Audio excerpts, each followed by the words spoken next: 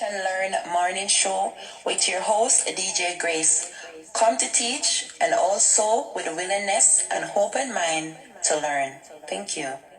The reverb, as your cerebral spinal fluid climbs your 33 vertebrae and meets your 12 cranial nerves, it ignites the pineal gland, which is the musical channel.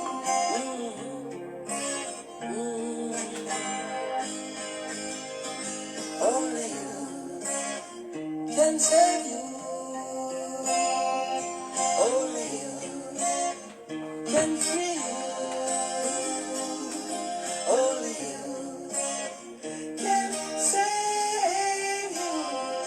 Only you, no one but you. Only you can free you. Only you can save you. Only you can free you. No one else can be for you, just only you. We are infinite beings, wrapped in skin. The God that you are looking for has always been within. So don't you be deceived by external things. The only way out is in. Within yourself, pilgrim, to the universe tune in. And the answer that you're searching for will be forthcoming. I see so many get caught up in the matrix system and never made it out, they died a victim. Only you can save you. Only you can free you. Only you can free you. No one else can be for you, just only you. Seek up Eru, Aset and Asar. Seek up him that maketh the seven stars. It's not about a mansion or your big bossy car. It's all about ascending into an avatar. You are so there, yet you're so far. You have lost your way and forgotten who you are. Reclaim your soul in this spiritual war. Cause you are the God that you've been looking for. Only you can save you. Only you can free you. Only you can save you. Only you. Grand Rising to everybody. Welcome to Teach and Learn with your host DJ Grace. Yes, please to share. Blessing to Millicent. I'm all on. Please to share. Make some party watches, alright? Share into groups. Invite your friends and let them know that the Teach and Learn is on. You know, I have a very interesting clip to play today. Alright, so please to share. This clip I'm going to be playing today, you know, it's 5 hours, but I think I'm going to play about an hour out of it. And you understand? And then next Teach and Learn, we will continue. Now, this clip is talking about, you know, this clip is going to be breaking down certain things for you. I call it the eye-opening discovery, as you know. So it's talking about, you know, it's talking about the Bible, Saturn, and reality. That's the key point there, the reality. You know, this information and this knowledge is going to be swept over some people's head, you understand? But I hope that for the majority that see this clip will, you know, get a good understanding and look through it. As we say, teach and learn. You have to have a open mind and the willingness to learn, you understand? Because you can't just say, oh, I know it all. Especially, you can't just stick with what you have been taught in school and churches, because if you're on that road, you're on the wrong road. You understand? And you need to take a return. You need to take a turn around. You need to unlearn. You understand what I said to you, say, and re-educate yourself. So that's where the thing there is today. Okay? So I'm going to be playing this clip. Alright, and you know the numbers are there. The number is there. You can call me on WhatsApp if you want to take part. You want to call in, you know, you're playing the clip and something might come to you. You want to ring in and have a discussion about it. Or you want to call on Messenger. Please feel free to do so. All right. As I said, this clip is about 5 hours, but we're gonna do it in different segments. All right. So here we go. Blessings to everybody. All right. Blessings. It's their intrinsic nature. It's food basically.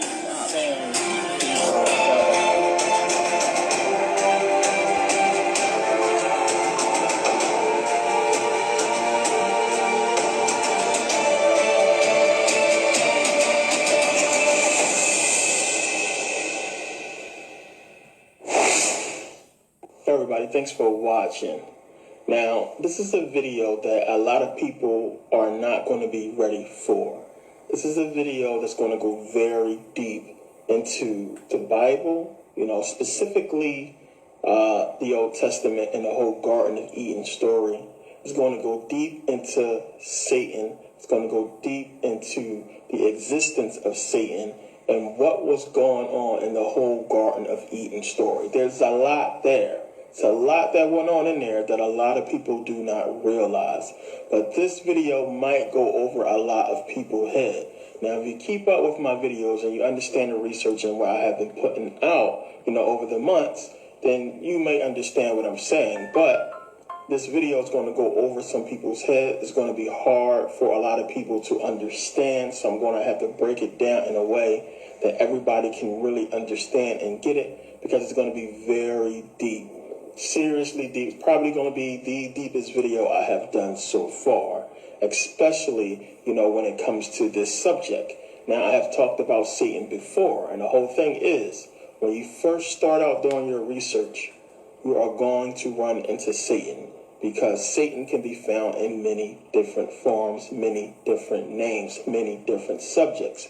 When you look at the music industry, you'll find Satan. When you look at sports and entertainment, you will find Satan. You will find him everywhere. But if you do not understand what Satan is and what's going on, you will fall victim to it every single time. And the first thing that happens is, when a person runs into Satan, they automatically go back to the Bible and they say, well, if Satan is real, then Jesus is real. And, this whole thing must be real. So let me continue to worship God and worship Jesus in the Bible. And that is by design. I know, because I did the same exact thing when I first started doing my research. I kept running into Satan. I left the whole music industry alone at first because I thought it was controlled by Satan. And I was like, what's going on? Everywhere I look and everywhere I turn, I see Satan.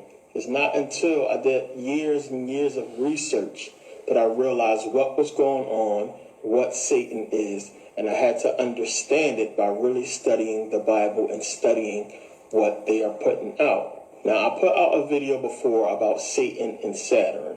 What you have to understand is you have to get your mind off of Satan being this one being. Just this one being out there who is responsible for all of the evil. You have to understand that Satan represents a principle. He represents a law of reality that must exist. A law that says that without darkness, there cannot be light. Without good, there cannot be evil. Darkness is light. Good is evil. If you can't wrap your head around this principle, you will never understand the nature of reality. So, when we look at it this way, we can't be good if there's no such thing as evil. If we don't have good and evil, what do we have? If we're not good or evil, what can we be? We would just be, right? Now, if you was to make some food, and then I taste your food and I say, hey, this is good, then I have just created evil. I have just created bad.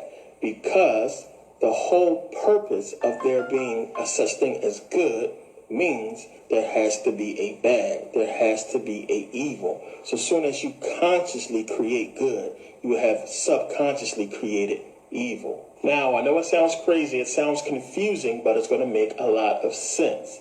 Now, when you are first born, you know nothing. You have no knowledge of good or evil. If I put you in a place that has nothing but things that are pleasing to you, then that's all you would know is pleasure. The only thing you would know is bliss. Now, if I tell you, do not touch this tree over here, you can eat from every other fruit, every other tree. Don't touch this tree. It is the knowledge of good and evil. Now, remember, you're just born.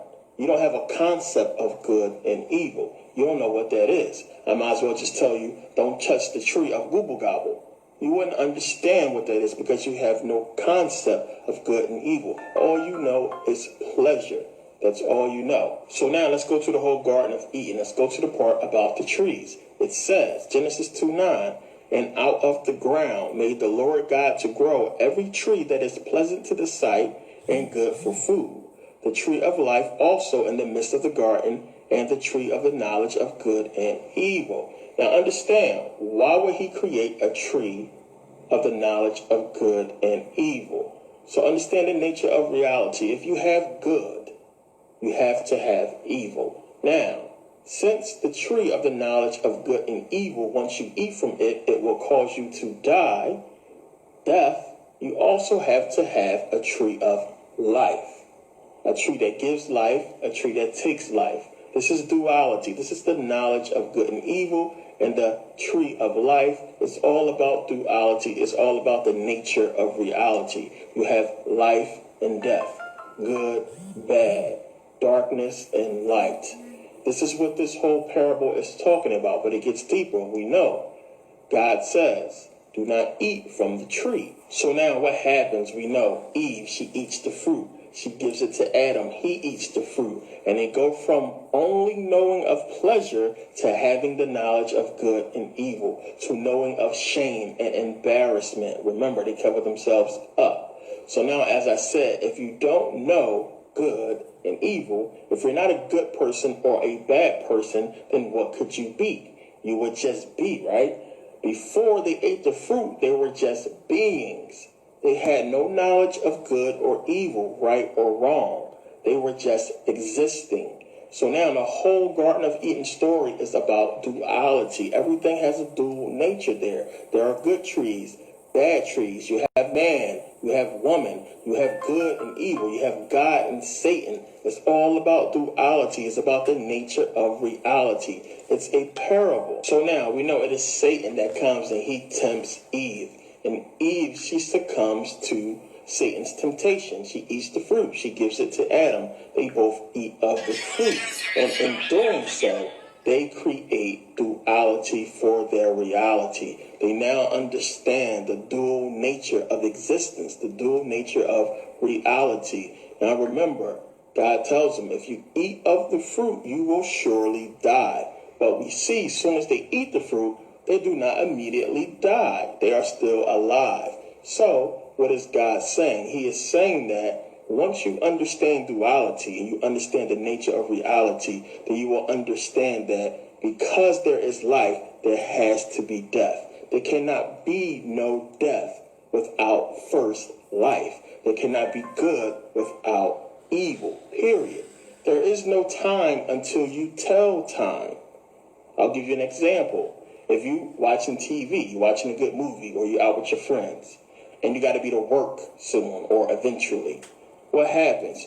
You having a good time until you look at your watch and you see, oh crap, I got to get ready to go to work. I got to go to work. And then you realize that it was bad timing for you to chill with your friends at this particular time, to watch this movie at this particular time. Once you tell time, you become a slave to time. Now, I'm going to get into time later. So now, what was the whole problem with the Garden of Eden? What was God's flaw? What did he do wrong? He did not give them understanding. He didn't tell them why they should not eat from the tree. He said, don't eat from the tree or you will surely die. But he did not explain to them what death is. He did not explain to them why they should not eat from this tree and what would happen. So they had no understanding. Instead, he did what? He gave them a law. He gave them a rule. He gave them obedience. There cannot be obedience without disobedience. It is a law. It is a principle that must exist. There cannot be obedience without disobedience. Laws and rules are made to be what? Broken. So if you don't understand why you should not break this law and why you should be obedient, then you will have broken laws and you will be disobedient. Now understand, we know Eve is the one, she eats the fruit first, the woman. But the whole thing is this, the Bible never says that God told her not to eat from the tree. We all assume that God told her or Adam told her, but it doesn't say it anywhere inside of the scriptures that God said to Eve, hey Eve, don't eat from the tree. Doesn't see it nowhere. We don't see it nowhere. So now we know that, the serpent, Satan comes into Eve, he goes to her and says, hey, if you eat from this tree, you will not die. She has no understanding of death. Yet she tells the serpent that, God told us if we eat from this tree, we would surely die. But she obviously does not understand what death is. I know if I eat a handful of rat poison, I'm going to die. She didn't know what death was, so she ate. She fell for it. She ate the fruit because she didn't have understanding. So now think about it. Why didn't Job just give in to Satan? When Satan had all the boils all on him and he was filled with leprosy and he was sick, why didn't he just give in to Satan? Why did he not just curse God's name? Because he understood good and evil. Why didn't Jesus just give in to Satan's temptations? Because he understood good and evil. Now, you have to understand, Satan is not just some being out there who is responsible for all the evil. He is not some being who is creating, all the bad things in the world. Satan is a principle. He is a energy. He is a law of the nature of reality and duality, period. We are all Satan. We are all God. We are all capable of good and evil. God is just the good. Satan is just the evil or the devil. Plain and simple. The only reason why God doesn't just go and kill Satan is because he is Satan. There cannot be any good without evil. There cannot be any light without darkness. You have to understand this. So now understand, this is all going somewhere major. This is all going to be really important later on. So understand. Do not skip a second. You have to get this in. You have to understand it. Now, I'm going to go back to the Garden of Eden story in a second because there's a whole lot there that everybody has missed. So we're going to go back to that. But I want people to understand that God is capable of evil. God is good and evil, just like Satan is good and evil, and it's so evident. So let's look to the Bible. We can see here, 1 Chronicles 21:15, it says, and God sent an angel unto Jerusalem to destroy it. And as he was destroying, the Lord beheld, and he repented him of the evil, and said to the angel that destroyed, it is enough. Stay now thy hand. I'm going to stop right there. So now understand, you have God who just sent an angel to destroy Jerusalem, and he stopped himself and said, whoa, this is evil. He told the angel to stop. Now, the thing is, we look in the Bible a lot, and we see so many things that any sane, normal person would classify as evil. We see God, he tells the Israelites to go basically utterly destroy whole cities and towns, kill everybody, leave nobody alive, men, women, and children, wipe them all out. You explain to me how killing an innocent child is not evil, a child who does not understand good or evil. Why would that be a good thing? But everybody want to just say, okay, well, it's cool because God said so, not thinking that this is evil. Now let's go to Numbers 31:17-18. This is Moses. He's saying, now therefore kill every male among the little ones, and kill every woman that have known man by laying with him. But all the women children that have not known a man by laying with him, keep alive for yourselves. How can any person read that and look at that and say, that's not evil, that is okay, that is good? Nobody can read these things. There's a lot more things we can look to in the Bible. We can see that this is clearly evil, and we read it and we just let it slide because it's God. God is always good. No, you have to understand. In order for you to get this, you have to realize God is good and evil. So now think about it. God comes. He gives Moses the law. He gives him the 10 commandments. Now, he gives them the commandments, and then he orders them to break 2 of them immediately. 2 laws that say, thou shalt not kill, thou shalt not steal, and then God goes and orders them to do exactly that. What is going on here? Laws are meant to be broken. Rules are meant to be broken. What does Moses do? He breaks the law when he comes down from Mount Sinai. He breaks the tablets on the ground. It's trying to tell you something. God is evil. Satan is good. They are both capable of good and evil. So now think about it. The whole story with Job. What's going on there? Satan kills 10 people in that story. The 7 sons of Job and the 3 daughters. Now, God kills millions of people in the Bible. He kills millions of people. But we are told that Satan is the evil one. No, Satan is a principle. He must exist. Yes, he is evil, but he's capable of good. God is good, but is he capable of evil? Yes, we can see that they are both capable of good and evil. So now we have to remember that at one point, Satan was an angel. He was an angel. So he had to be capable of good at some point. Now what happened? Did he just become completely bad? No. Good and evil has always existed. It has always existed. Now, what about the other angels who rebelled with him? They have to be capable of good and evil as well. So you got to remember this. We're going to come back to this. But we got to go back to the Garden of Eden. And we have to look at what is the key to the Garden of Eden. What is the key to that story? You have to realize, what did Adam and Eve have that they didn't realize they had before Satan came? Before the serpent came and talked to Eve, what did they have that they did not know of? They had choice. They had a choice. They could choose whether to obey God or disobey God, but they had no knowledge of obedience and disobedience. They could choose to eat from the good tree or from the bad tree, but they had no knowledge of disobedience and obedience. What happened? When the serpent spoke to Eve and he told her, he gave her a choice. He said, hey, if you eat from this tree, you will not surely die. He know that if you eat from this tree, you will become like him, having the knowledge of good and evil. He gave them a choice. So now this is where it's going to start to get kind of crazy, so pay attention. Now, think about what Adam and Eve was before they ate the fruit.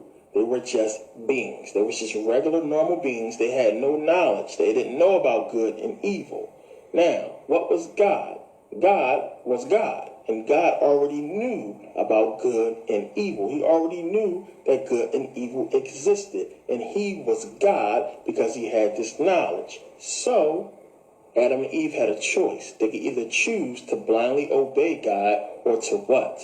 Become God. Remember, Satan says, if you eat the fruit, he knows your eyes will be open and you will become as God, knowing good and evil. But there's a twist to this. So now, they eat the fruit. And God is like, what? He's like, damn, they are like us now. Now, let's go to Genesis 3:22. It says, and the Lord God said, behold, the man is become as one of us, to know good and evil. First of all, who is he talking to? He said, the man has become as one of us, to know good and evil. Who is he talking to? Could he be talking to Satan?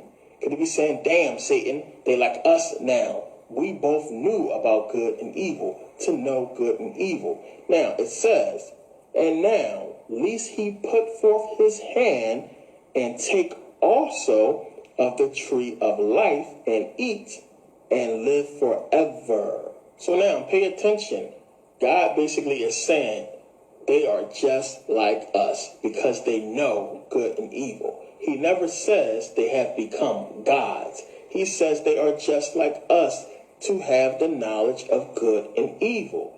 Now, unless they eat this fruit from the tree of life and live forever, they basically will not be gods. Now, understand, Satan comes and he tells them, hey, if you eat off this fruit of the knowledge of good and evil, you will become gods. But he fails to mention that they also have to eat from the tree of life.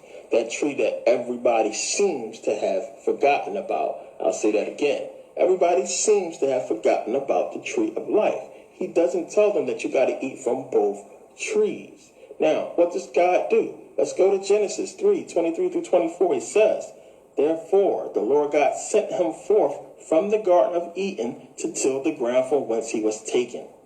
So he drove out the man, and he placed at the east of the Garden of Eden cherubims. We know they are angels.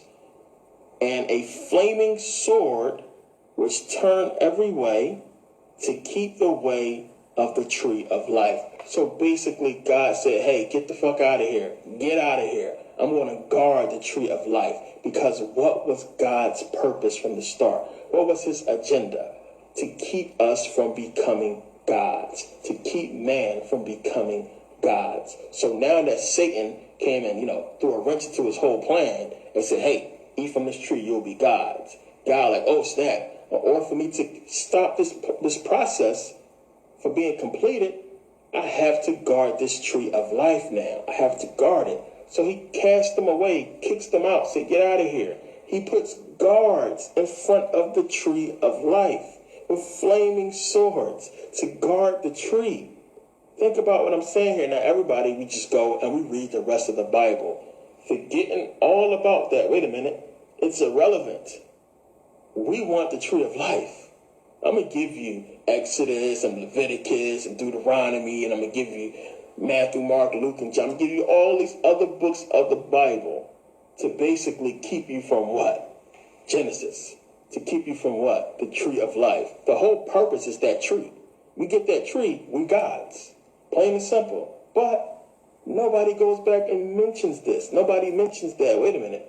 The whole purpose is for us to get that tree. God is guarding that tree. But we're going to go along and we're just going to follow the Bible and follow everything else and all the other rules that's in the Bible and forget about the tree of life. So now, God is guarding this tree. He's guarding the tree of life. So, what is the tree of life?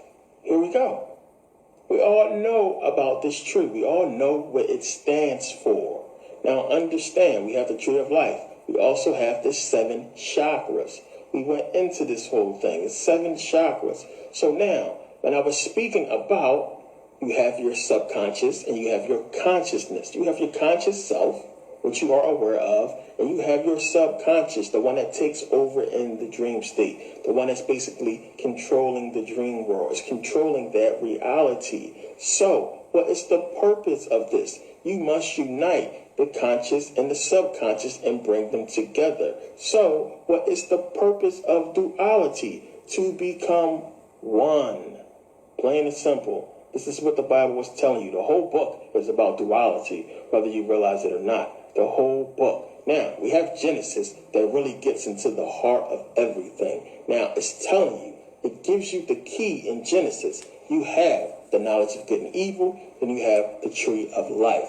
The rest of the Bible is trying to tell you how to get the tree of life. Remember, God is guarding it.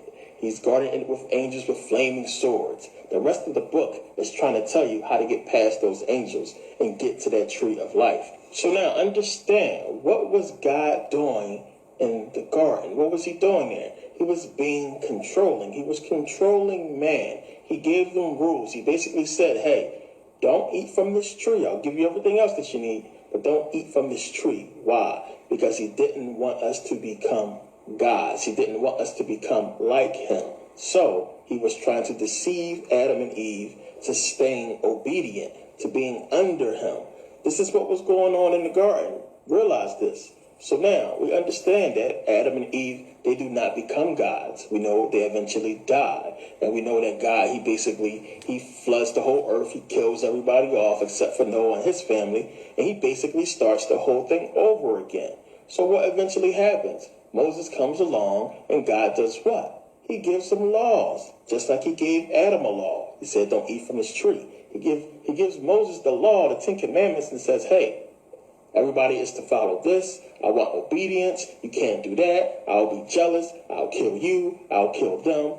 I want obedience. The same thing as he was doing in the garden. He wants obedience. He doesn't want you to become God. Plain and simple. What comes up later on, Jesus comes. Jesus comes later and says, hey, just follow me. Believe in me. I'm the way. I'm the truth. I'm the life. Believe in me and you will go to heaven. What is heaven? Believe in me and you will go to heaven. Doesn't say nothing about the tree of life. Remember, the tree of life. Doesn't say nothing about the tree of life. He says, believe in me. Follow my words. Follow me. And you will go to heaven. So now, if God wanted us to go to heaven, why didn't he just put Adam and Eve in heaven from the start? Why did he put them in the garden? So why should we follow Jesus to get to heaven? So now, understand this first. Let me say this because I know how it sounded. I know it's a lot of spooky people out there. I know a lot of people are going to say, hey, he's trying to get us to follow Satan. No. Understand, this is a parable. It's going to make a lot more sense if it doesn't make sense now. It's a parable. It's not a real story. I mean, come on. Can you imagine? Do you honestly think this is how life began? It began in some garden with a bunch of fruit trees? And some dude ate a fruit and some girl ate a fruit and now everything messed up? Do you honestly believe that this is how existence began? This is how human creation started in some damn garden? If you can't look and see that this is a parable and this is a story, something is wrong with you. It's a parable. Understand, I'm not saying that God is evil. Your Bible is telling you that God is evil. Your Bible is telling you that God is good. Your Bible is telling you dual things because it's about duality. People got to stop being spooky. They have made you so frightened and scared of nothing. People are so scared of nothing. It's nothing. You have to realize what's going on and understand that, yes, you are Satan. You are God. You are both capable of evil. As I have shown you, what is the number? 666. It tells you 6 electrons, 6 protons, 6 neutrons, gives you carbon, makes man. It's telling you we are evil. We are Satan. Man is Satan. Man is God. As I have shown you that Jesus is us. I've given you all of these parables. So anybody who hasn't seen my videos, who just watching this one video, who hasn't figured this out, you need to go back and look at some of the old videos so you can understand where this makes sense. Because I don't want people in the comment section saying that, hey, this dude is trying to promote Satan. This dude is trying to get us to do what Satan did. This dude is this. This dude is evil. Pay attention and snap out of it. Wake up. So now we have to bring this whole parable, this whole story of the Garden of Eden, we have to bring it into reality. We have to bring it into our lives, our everyday lives. So now remember, God, his whole purpose, he was controlling Adam and Eve in the garden, trying to keep them away from the tree of knowledge of good and evil and the tree of life so that they would not become gods. Now, they got the tree of knowledge. He cast them out of the garden. They went on, they later died. God destroys the world. Then he saves Noah and his family. They replenish the world. He gives us more laws. He becomes more controlling. Don't do this. Thou shalt not that. I will kill this. I will be jealous. Then Jesus comes along and says, hey, follow me. Obey God's rules. Obey God's laws. Follow me and you will get into heaven. He gives you laws. He gives you rules. He gives you things to follow. Remember, we get our law from Ezra, the book of Ezra. We get it from Moses. We have laws. We have rules. We have things to follow for what? To keep us away from the tree of life. So now, let's bring this into reality. What can we find to fit the description of God in the Bible? Our government system. What does our government system gives us? It gives us laws. It gives us rules. It gives us entertainment. It gives us sports. It gives us everything to distract us and keep us away from what? The tree of life. Damn, I'm good. I'm good. But let me get a high five. I swear to goodness, I'm good. I ain't even getting into Saturn yet. I ain't even getting to the Saturn part yet. You have to understand what this whole thing is. The government is God. Plain and simple. What did they give you? They gave you your money. It says, in God we trust. They are taking the role of the God in the Bible. The Bible is the parable. It's trying to tell you what's going on. So think about it. Look at the government. Look at the system that we live in. Look at hip-hop. Look at the sports entertainment industry. Look at the whole music industry. Just look at movies. Look at Hollywood. As I said before, when you go and you look into these things, what do you find? You always find Satan. What do we think about the government? Is our government supposed to be good? Yes. Do they do good things sometimes? Yes, they do. The government is supposed to be good, but the government is fulfilling the role of God. Think about it. What did God tell Moses and them to do? What did he tell the Israelites to go do? Go out and utterly destroy things. What is our military doing right now? Our military goes out and destroys civilizations, wipes people out. Look at the people in Syria that have been killed. Think about Hiroshima, Nagasaki. Think about all the people that have been wiped out. Think about all of the government bases all over the world, everywhere. What is it doing? It is God. It is taking the role of God in the book. It is God. That's what the book is trying to tell you, who your God is. Plain and simple. If you can't look at these things and see it and put it together, you don't want to. You have to realize the parable and what's going on here. And it gets so much deeper. So much deeper. So now, just like we do with the Bible, when we read the Bible and we sit there and we see that God is saying, go kill men, women, and children. Go wipe out little kids. Go take girls who have not yet lain with a woman and keep them for yourselves. We read these things and we say, well, it's God. We do the same thing with our government. We watch our government go and bomb the hell out of places and kill people. We see on the news the innocent bodies of the Iraqis and innocent bodies of the people in Syria just laying all over the place, dead people everywhere. And we say, oh, well, it's our country. It's America. And we all let it slide. We let it go. Because what? It's the same thing. We got God and country. God and country. They try to separate the two. Remember that?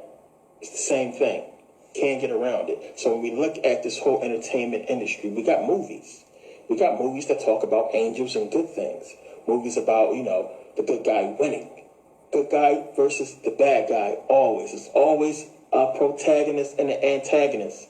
Good and evil. But we also have movies about Satan. We have movies where the bad guy wins. It's always about bad guy versus good guy. Why? It's duality. Plain and simple. There's always going to be opposition. It's an opposing team. Sports, it's about that same thing. You can look at the sports industry. We can find Satan there as well. Look at some of its players. If you look at in almost every single team's logo, it has something to do with Satan. It's inescapable. Baseball, we're talking about the whole Masonic logo. It's right there on a diamond, on a baseball diamond. A lot of people miss that. It's everywhere. It is duality. It is the nature of reality. It is inescapable. And unless and until you realize that, you're never going to figure this thing out. You're never going to get there. You're not going to get there. You're not going to, if you're not meditating, if you ain't eating right, if you ain't doing what you're supposed to do, you will be back here, plain and simple. You're coming back here. That's the purpose is for you to escape here. Oh, it's going to get so deep when we get into this later. But, man, they holding all the keys. They guarding all the gates. It's the truth. Now, I have shown you in previous videos why the Bible is important. You cannot just ignore it. Yes, when you start doing your research, a lot of people, when they figure out that the Bible is not true, and we find all the flaws with it, a lot of people just leave the Bible alone and go about their life. As I said in previous videos, that the people who do that, they're still screwed because you need the Bible. You need to know it. You need to learn it. Remember, the key is in there. The secret is in there, believe it or not. It's duality. Of course, they're going to give you bull and they're going to give you good. It's duality. Everything is. They're going to give you the key, but they're going to also give you stuff to make you think the key is somewhere else. And this is where Jesus comes into play, where Jesus says, hey, just believe in me. Everything's going to be fine. Just believe in me. But remember, I showed you in previous videos. I showed you in That's Game, the Bible and Christianity Finally Explained. I showed you that Jesus is the key. He is the way, he is the truth, and the life. He is the key. And I showed you how, because you are Jesus. He is you. Plain and simple. Just like you are Satan. But if you don't understand the principles that go along with all of these things and how to become one, you're never going to escape it. You're never going to, figure this whole thing out. You have to understand. You have to read the Bible. You have to, most of all, and I can't stress this enough, pay attention to two people. I always say pay attention to two people in the Bible. And that's Paul and it's Jesus. Everything that they say. You need to really take notes of it. You need to pay attention and put it into your head. Paul is giving you so many clues. He's kind of sort of backing up what Jesus is saying. But you have to really pay attention to them too, because they are the only two who really reveals what's going on in the book. Now, like I said, when you read the rest of the Bible after Genesis, when you start reading the rest of it and you start putting it all together, you will see how to get the tree of life. We know that Jesus basically is the key to getting the tree of life and getting past those guards. So we can't still just sit back and we can't read Genesis 3:22 through 24, where it's saying God is trying to keep this tree from us. We can't read that and then just go along with the rest of the Bible and never go back and revisit this tree. And that's what has happened. A lot of people you go to church and listen to the pastor and they don't never ask that question. Well, what about the tree of life? What about that tree? That tree is what we need to get. Now, a lot of people just look at it as, well, that tree is disobedience. That tree is Satan. Satan wanted us to get that tree. So in trying to get that tree, we are basically trying to be like Satan and follow Satan. No, that is not what's going on. You need to realize the parable and understand what's being said here.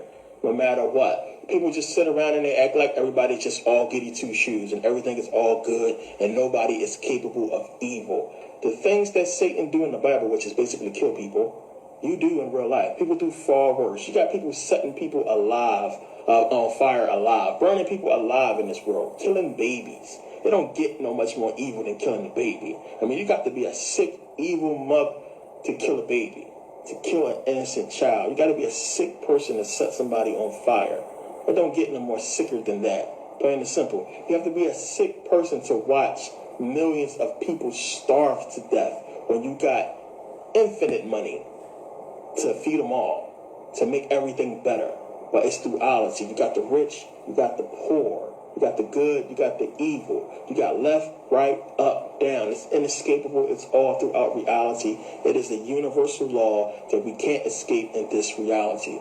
Plain and simple. So now, that whole part was about God, about the Garden of Eden. I wanted to get into that part so you can see the duality of God in the Bible. And that's why a lot of people say, the God of the Old Testament is Satan. A lot of people look at it, and as I was showing you in a previous video, that's how a lot of people, like the Gnostics and a lot of other people, look at the Old Testament saying that, wait a minute, this God is not, a loving, good God. This God is evil. It has to be Satan. So that part was about God. Let's get into Satan. You have to understand that Satan is Saturn.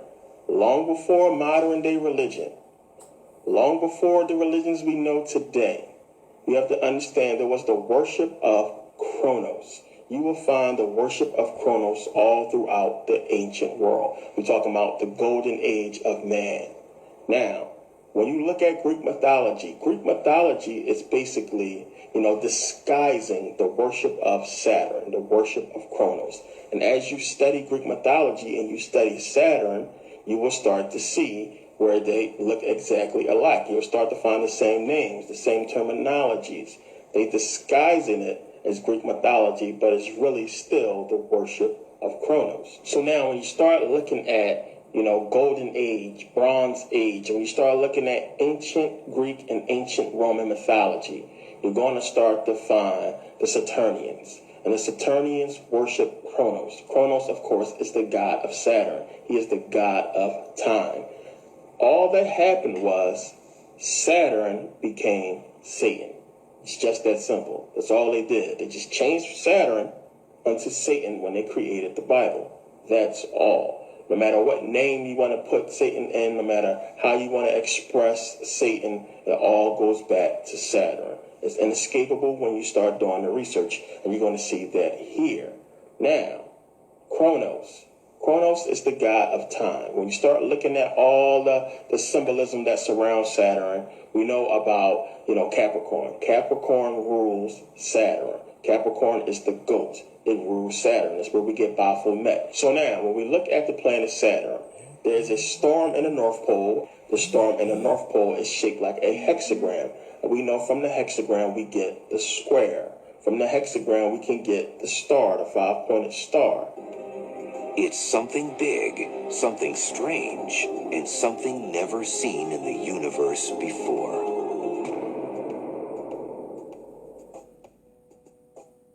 Saturn, the solar system's most bizarre yet beautiful planet, has just gotten even more mysterious.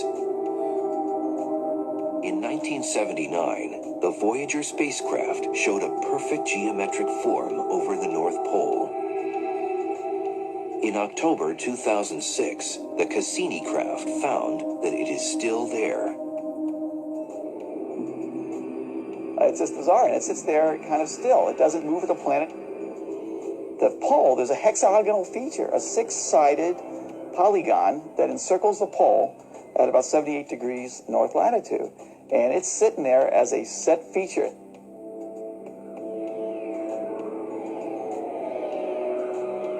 The hexagon is similar to Earth's polar vortex, which has winds blowing in a circular fashion around the pole. Saturn's vortex can fit 4 Earths inside of it and extends 60 miles deep into Saturn's clouds. And what's more bizarre, Voyager saw little tiny clouds going around at about 100 meters per second, which is about 200 miles an hour, going around this racetrack. Now, whether you realize it or not, all of the numerology that surrounds Satan can be found in the planet Saturn. The number 9, 666, all of it can be found in the planet Saturn. So now understand, all of these symbols, every last one of the symbolisms that we find in the planet Saturn, we can equate to Satan. Satan uses the same symbolisms because they are the same exact thing. Get it out of your head that Satan is this one being. He's not just this one being. Satan stands for evil. It stands for a lot of things. And evil is represented by the planet Saturn. We'll get into why later on. So now understand, Saturn was not the only thing worshipped by the Saturnians. They also worshipped the moon. Now, the whole thing is, when the sun sets, when it goes down, way back during ancient times, before electricity, of course, the darkness. You had complete pitch black out there. You had a lot of animals coming out, hunting people, dragging people off to their doom in pitch blackness, pitch dark. It was an evil and terrifying thing if you wasn't in the right place when the sun went down. If you ever drove down, a highway at night or a certain area at night and it's just pitch black outside, without your car lights, you would be in complete darkness. I know a lot of people have, done that before. So imagine back then, or being somewhere like, Africa, or being somewhere where there are wild animals that can, hunt you and kill you at night, and, it's nothing you can do. So at night, it was a terrifying thing. Looking up at the sky, you see the moon, you see the planet Saturn, especially when you're looking at Saturn on an angle and it looks like an eye. So, they associated Saturn with death, with violence. This is why the ancient Egyptians called it the deity Set, because it corresponds with the sun's setting. Now, the whole thing is this. I know a lot of people get caught up in names and terminologies. I don't want you to get caught up in this kind of stuff. Yes, sunset will not sound the same in, like Chinese. So the sun setting in Chinese wouldn't equate to the Egyptian god Set. It wouldn't equate. So a lot of people will say, well, it doesn't equate in different languages, so, it doesn't mean anything. It's not about the name and how it sounds. It's about what it represents. It's about what the name corresponds with. Now, the whole thing you have to think about is this. When they created the English language, why did they make these terminologies, equate to certain things? Certain biblical things, like Jesus is the sun and our sun. So when we have a sun, it sounds the same as the sun in the sky. So you have to realize, as I said before, the English language was created to go with the Bible. It was made to go with the Bible to deceive you, plain and simple. The same thing with Arabic and Islam. The whole language was created to deceive you, created to go with the doctrine. It's the same thing with Hebrew. The whole language was created to deceive you, to go with the doctrine. Plain and simple. You don't find none of these languages in the ancient world. You don't find them. They was created specifically for these religions. So this is why the names match. So don't get caught up in names or terminologies, really. Just really think about what it represents. So now understand, Saturn used to be closer to Earth. Thousands of years ago, a lot of ancient civilizations, they drew depictions. They talked about Saturn being closer to the planet. Not only being closer to the planet, but also being a sun.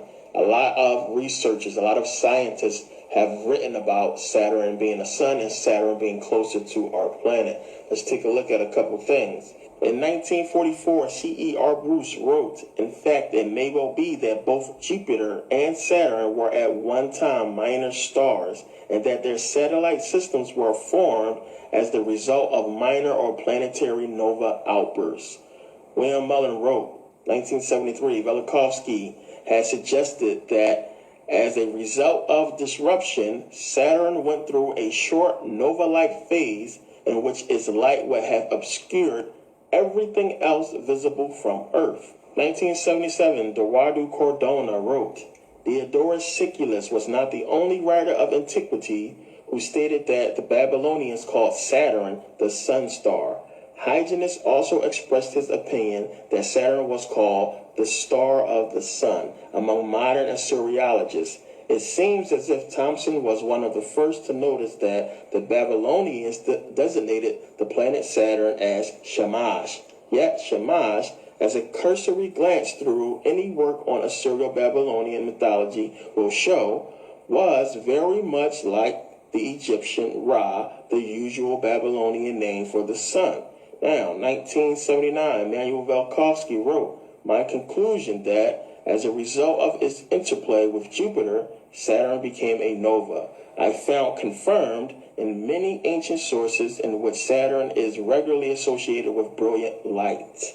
Brilliant light. Think about that. Brilliance, illumination, Illuminati. That's why they call it the Illuminati, the illuminated ones. This is where that whole name came from back then, but a lot of people will tell you they have since changed that. Now, it goes on to say, but I was led to this idea, first of all, by a certain clue contained in the biblical account of the deluge. Now, yes, when you read the Bible, when you understand what's going on in that book, the Bible is talking about Saturn a lot. I'm going to show you. We're going to go through that. So now it goes on when we look at other scholars talking about this. 1979, Eduardo Cardona again, he wrote, it is also possible that the planet Saturn was much closer to Earth than it is at present, or that the Earth itself was on an entirely different orbit and at a different distance from the sun than it is now. In fact, we have good reason to believe that during the period of Earth history with which we are concerned, our little world was actually a satellite held in the electromagnetic and or gravitational embrace of the giant planet. So he's basically saying that at some point they believe that Earth was a moon of Saturn. Think about it. Now, Saturn has over 60 moons. When you look at the planet Titan, well, the moon Titan, it looks exactly like Earth. It's supposed to be exactly like Earth. Now, another thing you got to realize, Titan, that's Greek mythology. So like I said, we're going to start finding this a lot. Things that, involve Saturn, we're going to find in Greek mythology. Now, goes on to say here, Emanuel Velikovsky, 1979, it is conceivable that the Earth was at that time a satellite of Saturn, it's a moon, afterwards possibly becoming a satellite of Jupiter.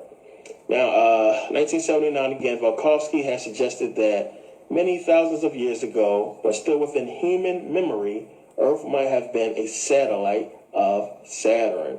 We are now supposing that the central fire was Saturn, that Earth was in orbit around Saturn and always kept the same face towards Saturn, and that Saturn with Earth revolved around the sun in 1 year.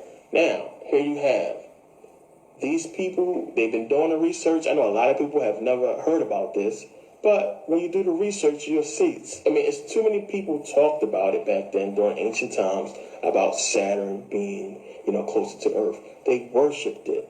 It was called the Saturnians. They had, secret societies of worship. And it's found all over the ancient world. We're gonna go and look at a lot of the symbolism. And when you start seeing a lot of the ancient symbolism, you're going to see how it corresponds with modern day religion. You have to understand the worship of Saturn is in all religion. It is everywhere. So basically back then, today we have, Christianity, we have Islam, we have our modern day religions. But back then, it was about worshiping Kronos. It was about worshiping Saturn. That was the religion back then. If you go back then, everybody was talking about Saturn. They was talking about the worship of Saturn. And it was worshiping the planet because they can look up and see it. So now we have the worship of the sun, the moon, and Saturn. We can find the worship of all three of these things in modern day religion. In the Bible, we have Jesus the Son, God the Son. Now, in the Torah, we have, of course, the star. That star is talking about Saturn. As a matter of fact, when you look at the word Israel, a lot of you noticed already, it's just a breakdown of Isis, which would be the moon, Ra, which would be the sun, and El, which would be Saturn, just another name for Saturn. So Israel is just the worship of all three of these things. When we look at Islam, the crescent moon and the star, that's the moon, and that is Saturn. It's the worship of Saturn. It all goes back. So now when we look in the Bible, when it's talking about people worshiping false idols, they're basically talking about themselves because they were the ones worshiping false idols. But these false idols, when you go do the research and look at some of them, they're talking about either the sun, the moon, or Saturn. So now, Acts 7:43, it says, "Yea, ye took up the tabernacle of Moloch, and the star of your god Rumphian, figures which ye made to worship them, and I will carry you away beyond Babylon." So now first, who is Moloch? Moloch is a giant bull god. He is the god of material, the god of evil. They used to sacrifice babies, as you can see in the depiction, is to sacrifice babies to this bull god Moloch. Now, a lot of people think that Moloch is the owl that's sitting there in Bohemian Grove, where all the presidents and rich people go and they have a cremation of care and this whole, weird ceremony that they have there. It's a big, giant statue of an owl. A lot of people thought that was Moloch, but that's not Moloch. That is Minerva. That is the representation of Minerva. So now when you read the story about Minerva and this whole owl, it all goes back to Roman mythology and the worship of Jupiter. Now the whole story goes that Jupiter married the Titaness Metis and she got pregnant. But there was a prophecy that said that Jupiter would be overthrown by his child. So what he did was he swallowed Metis whole while she was pregnant. And what happened is she started forging these weapons inside of him, and it kind of drove him crazy. Then eventually the Vulcan, that's another thing we got to look at, Vulcan. Just that name alone, we know it goes back to Spock, and there's a whole nother thing about the Vulcans. But this Vulcan, or this dude named Vulcan, he basically splits Jupiter's head open, and out comes the baby. Only it's not a baby, it's a full-grown woman, Minerva. Now, Minerva, when she comes out, she has these weapons that her mother forged for her inside of Jupiter. So now understand, Minerva is the goddess of wisdom, which is why they use the owl. We know why is it the old owl. There's owl symbolism everywhere. When you look on the $1 bill, you can see that there's an owl over top of the one hidden there. Gotta zoom in, you can see it. But also, when you look on the $100 bill of the Confederate money, old Confederacy money, you can find Minerva. She's there. If you look by her foot, you can see the owl. Also, Minerva is on the Medal of Honor, which is the highest military medal you can get. She's on that as well. Now, the patron goddess of many Greek fraternities is Minerva. We know Kappa Kappa Gamma. She's in the logo. When you look at Delta Sigma Theta, she is in the logo. Also, Manly P. Hall, he talked about the new initiates to the third degree of the Bavarian Illuminati. They were called Minerval initiates. They had to wear basically a pendant with an owl on it that symbolized Minerva and symbolized wisdom. Now, when we go back to Moloch and we look at Moloch being this bull god and they sacrifice babies to Moloch, we can also go to Greek mythology. We can look at Kronos, look at Saturn. And Kronos ate babies. We all seen those creepy looking pictures of Kronos eating babies. That story is almost the same as Jupiter. So we have Saturn, we have Jupiter. And the story is basically the same where Kronos, he had a prophecy that basically his child will overthrow him. And we know Zeus ends up running it all. If you ever played a game, God of War 3 in particular, we talk about Kratos, who basically goes and he wipes out all the Titans and the Greek gods. He defeats Kronos, he defeats Zeus at the end. And basically, when the game is over, the world goes to, us mortals or us regular people. So when you look everywhere, we're talking about the worship of Kronos. We're talking about Greek mythology. We're talking about Saturn. We're talking about all of these things that we can put, and we can trace it all back to, or the symbolism back to, Satan. So you got to understand, it's not Satan. This is all ancient mythology, ancient worship. We're talking about the Saturnians worshiping Kronos and worshiping all of these, planets and different things like Jupiter and Saturn, and none of it has to do with any real being existing that we call Satan. And this is one of the things I want people to take away from this. You got to understand, when you do the research, there is no Satan. And one of the reasons why I had to do this video and put this out so people can understand. Yes, I was there before. I know how it feels that when you're going back and you start doing the research, you keep running into Satan.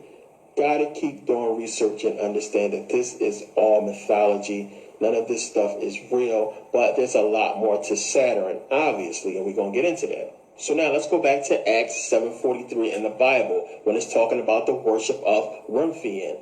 When you translate this word, it means Saturn. When you look at the Coptic Bible, the word still translates to Saturn. So here we have the Bible talking about the worship of Saturn, and it's disguised as a different word, Remphian. You got to do research. Now, when we go to Islam, we can see it plain as day, the worship of Saturn. Saturn is called the dark sun, or the black square, or the black sun and the dark square, any way you want to put it. But we can see here what's going on. They are basically worshiping Saturn. That's the cube. Now, we know at the top of Saturn is a hexagram. And from that hexagram, we can get the cube or the square. Now, they are walking around the square, symbolizing the storm that is going around the hexagram or the square of Saturn. Now, do they realize what they are doing? No, because Islam tells you not to do any research and not to basically try to prove your religion true. You have to basically have faith.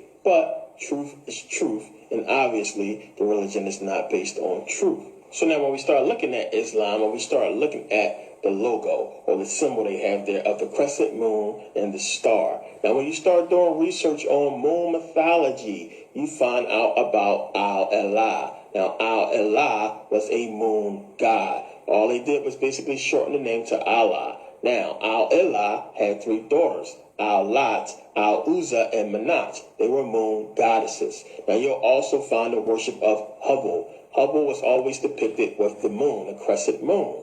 You'll also find Baal or Baal, always depicted with the moon and the star. Looks exactly like the Islamic symbol or the Islamic logo. Now also we can find Baal in the Bible, and he is always associated or usually associated with Satan in some way. So now when we start looking at these symbolism, when we start seeing the crescent moon and the star, we can find it so many places, so many civilizations way back in ancient times worshipped and used this logo, the crescent moon and the star. Now, a lot of Muslims will look at this and they'll say, well, they just worship the same God or worship Allah, but by different names. But they don't realize that this was the worship of the moon. It had nothing to do with Islam and their religion. It was the worship of the moon. So now when we look at Judaism, when we go and we start researching the Old Testament, when we start looking at these characters, they all resemble Greek mythological figures. When we look at Eve, we have Pandora. When we look at the whole Noah's Ark story, we have Deucalion and Pharaoh. When we look at Samson, we have Hercules. When we look at God or Jesus, we have Zeus. It's the same as all Greek mythology, and we know 1000 BCE, we're talking about Homer wrote about these things 1000 BCE or further back, and we cannot find any Greek writings. You can't find any Hebrew writings anywhere that predates 1000 BCE that's talking about, Noah and talking about Moses and talking about what's in the Torah. You can't find anything that predates Homer's Odyssey or the Iliad. You can't find anything. So they got these things from Greek mythology, plain and simple. Now, you have to realize Greek mythology, the Old Testament, Judaism is Greek mythology. Greek mythology is basically hiding and trying to cover up the fact that these people worship Saturn. They worship Kronos. So, Judaism is the worship of Saturn. Christianity, the worship of Saturn. Islam, the worship of Saturn. Plain and simple. And what does Saturn correspond with? Satan. So you're talking about all three of these major modern religion is in essence worshiping Satan, worshiping Saturn, and a lot of people don't realize it. Now, Revelations 3:9 says, "Behold, I will make them of the synagogue of Satan, which say they are Jews and are not, but do lie. Behold, I will make them to come and worship before thy feet, and to know that I have loved thee." Doesn't get any more clear than that. Synagogue of Satan, because they are worshiping Satan. It says they are liars. They are not Jews. They lie. So now let's go to Revelations 3:12. It says, "Him that overcometh will I make a pillar in the temple of my God, and he shall go no more out. And I will write upon him the name of my God and the name of the city of my God." Think about it. The name of the city of my God, which is New Jerusalem, which cometh down out of heaven from my God, and I will write upon him my new name. It says, the city of my new God, which is New Jerusalem. So now, when you look at all the pictures of this New Jerusalem, it's a cube. It comes down in the shape of a cube. Why? Because it's talking about Saturn. Plain and simple. When do Jews go to the synagogue? They go on Saturday. Saturn Day. Come on, people. It's obvious. We have to do the research. It's talking about Saturn. All of this stuff corresponds back to Saturn, and Saturn is Satan. You have to realize what's going on. It's a lot more to Saturn than people realize. So now, as I said, it's all about Greek mythology, and Greek mythology representing Saturn. And when you start doing the research between Saturn and Greek mythology, you will find a lot of things are the same. So when we look at Saturn, when we look at the moons of Saturn, which Saturn has about 62 moons that we know of. Now, some of the names of these moons are the same as Greek mythological figures. So when we look at Titan, we know about the Titans in Greek mythology. They also have a moon named Prometheus, a moon named Janus. We have a moon called Calypso. We have a moon called Pandora. All of this stuff goes back to Greek mythology. Now, as a matter of fact, speaking of moons, we know that NASA, they launched a rocket called the Saturn V rocket or the Saturn V rocket up to our moon. They did this 13 times between 1966 and 1973. So we had the Saturn V or Saturn V rocket going to the moon. So now another weird thing is when you look at one of Saturn's moons called Iapetus. Iapetus is believed by NASA and other scientists to be an artificial moon. They basically believe that it was constructed, that somebody built it. Now that's crazy. Also, a lot of scientists and researchers believe that our moon is not a natural satellite, that it is a construct, that somebody built it. Now, the whole thing is, when you look at Iapetus and when you look at the Death Star from Star Wars, they look exactly alike. It's weird. The whole thing is, Star Wars didn't come out until 1977. And they didn't go to Saturn until 1979 when Pioneer 11 took those first photos of Saturn. So how did George Lucas, how did those designers know exactly what Iapetus looked like? And how did they design the Death Star to look exactly like it? Remember in the Star Wars movie, when they come out of hyperspace, when they come out of the warp drive or whatever, they say, hey, what is that moon there? And they say, it's not a moon. You know, it's a spaceship. So, how did he know? When you look at the whole symbolism, when you look at Star Wars, we can see that most of the things in it corresponds to Freemasonry and corresponds to Saturn. So now, when you look up the definition of moon, you will find Earth's natural satellite. What is a natural satellite? A satellite is an object, an artificial object that has been intentionally placed in space. So a natural satellite would basically be a natural artificial satellite that has been intentionally placed in space. It don't matter that they put the word natural there. It still doesn't take away from what a satellite is. It is an artificial object. But what do satellites do? They send and receive signals. They bounce signals. So to call our moon a satellite means what? It must be receiving some kind of signal or sending some kind of signal. But from where? Saturn. And you have to understand it's one of the biggest things I'm going to be showing you in this video. It sounds crazy, I understand, but that's going to make a lot of sense. But what is the signal that it's sending? What are we receiving here on Earth? We are receiving time. Remember, Kronos is the god of time. Father Time is Kronos. How are they controlling this world? With time. Without time, you do not die. Time is the reason why everything dies. Plain and simple, it's no escaping time. Now remember, there is laws to reality. Reality has laws. There is no law that governs time. It is the only thing that escapes the law of reality. You have duality in everything else except time. And there's a reason for that, because time is artificial. You have to understand that. You have good, evil, darkness, light. Time and what?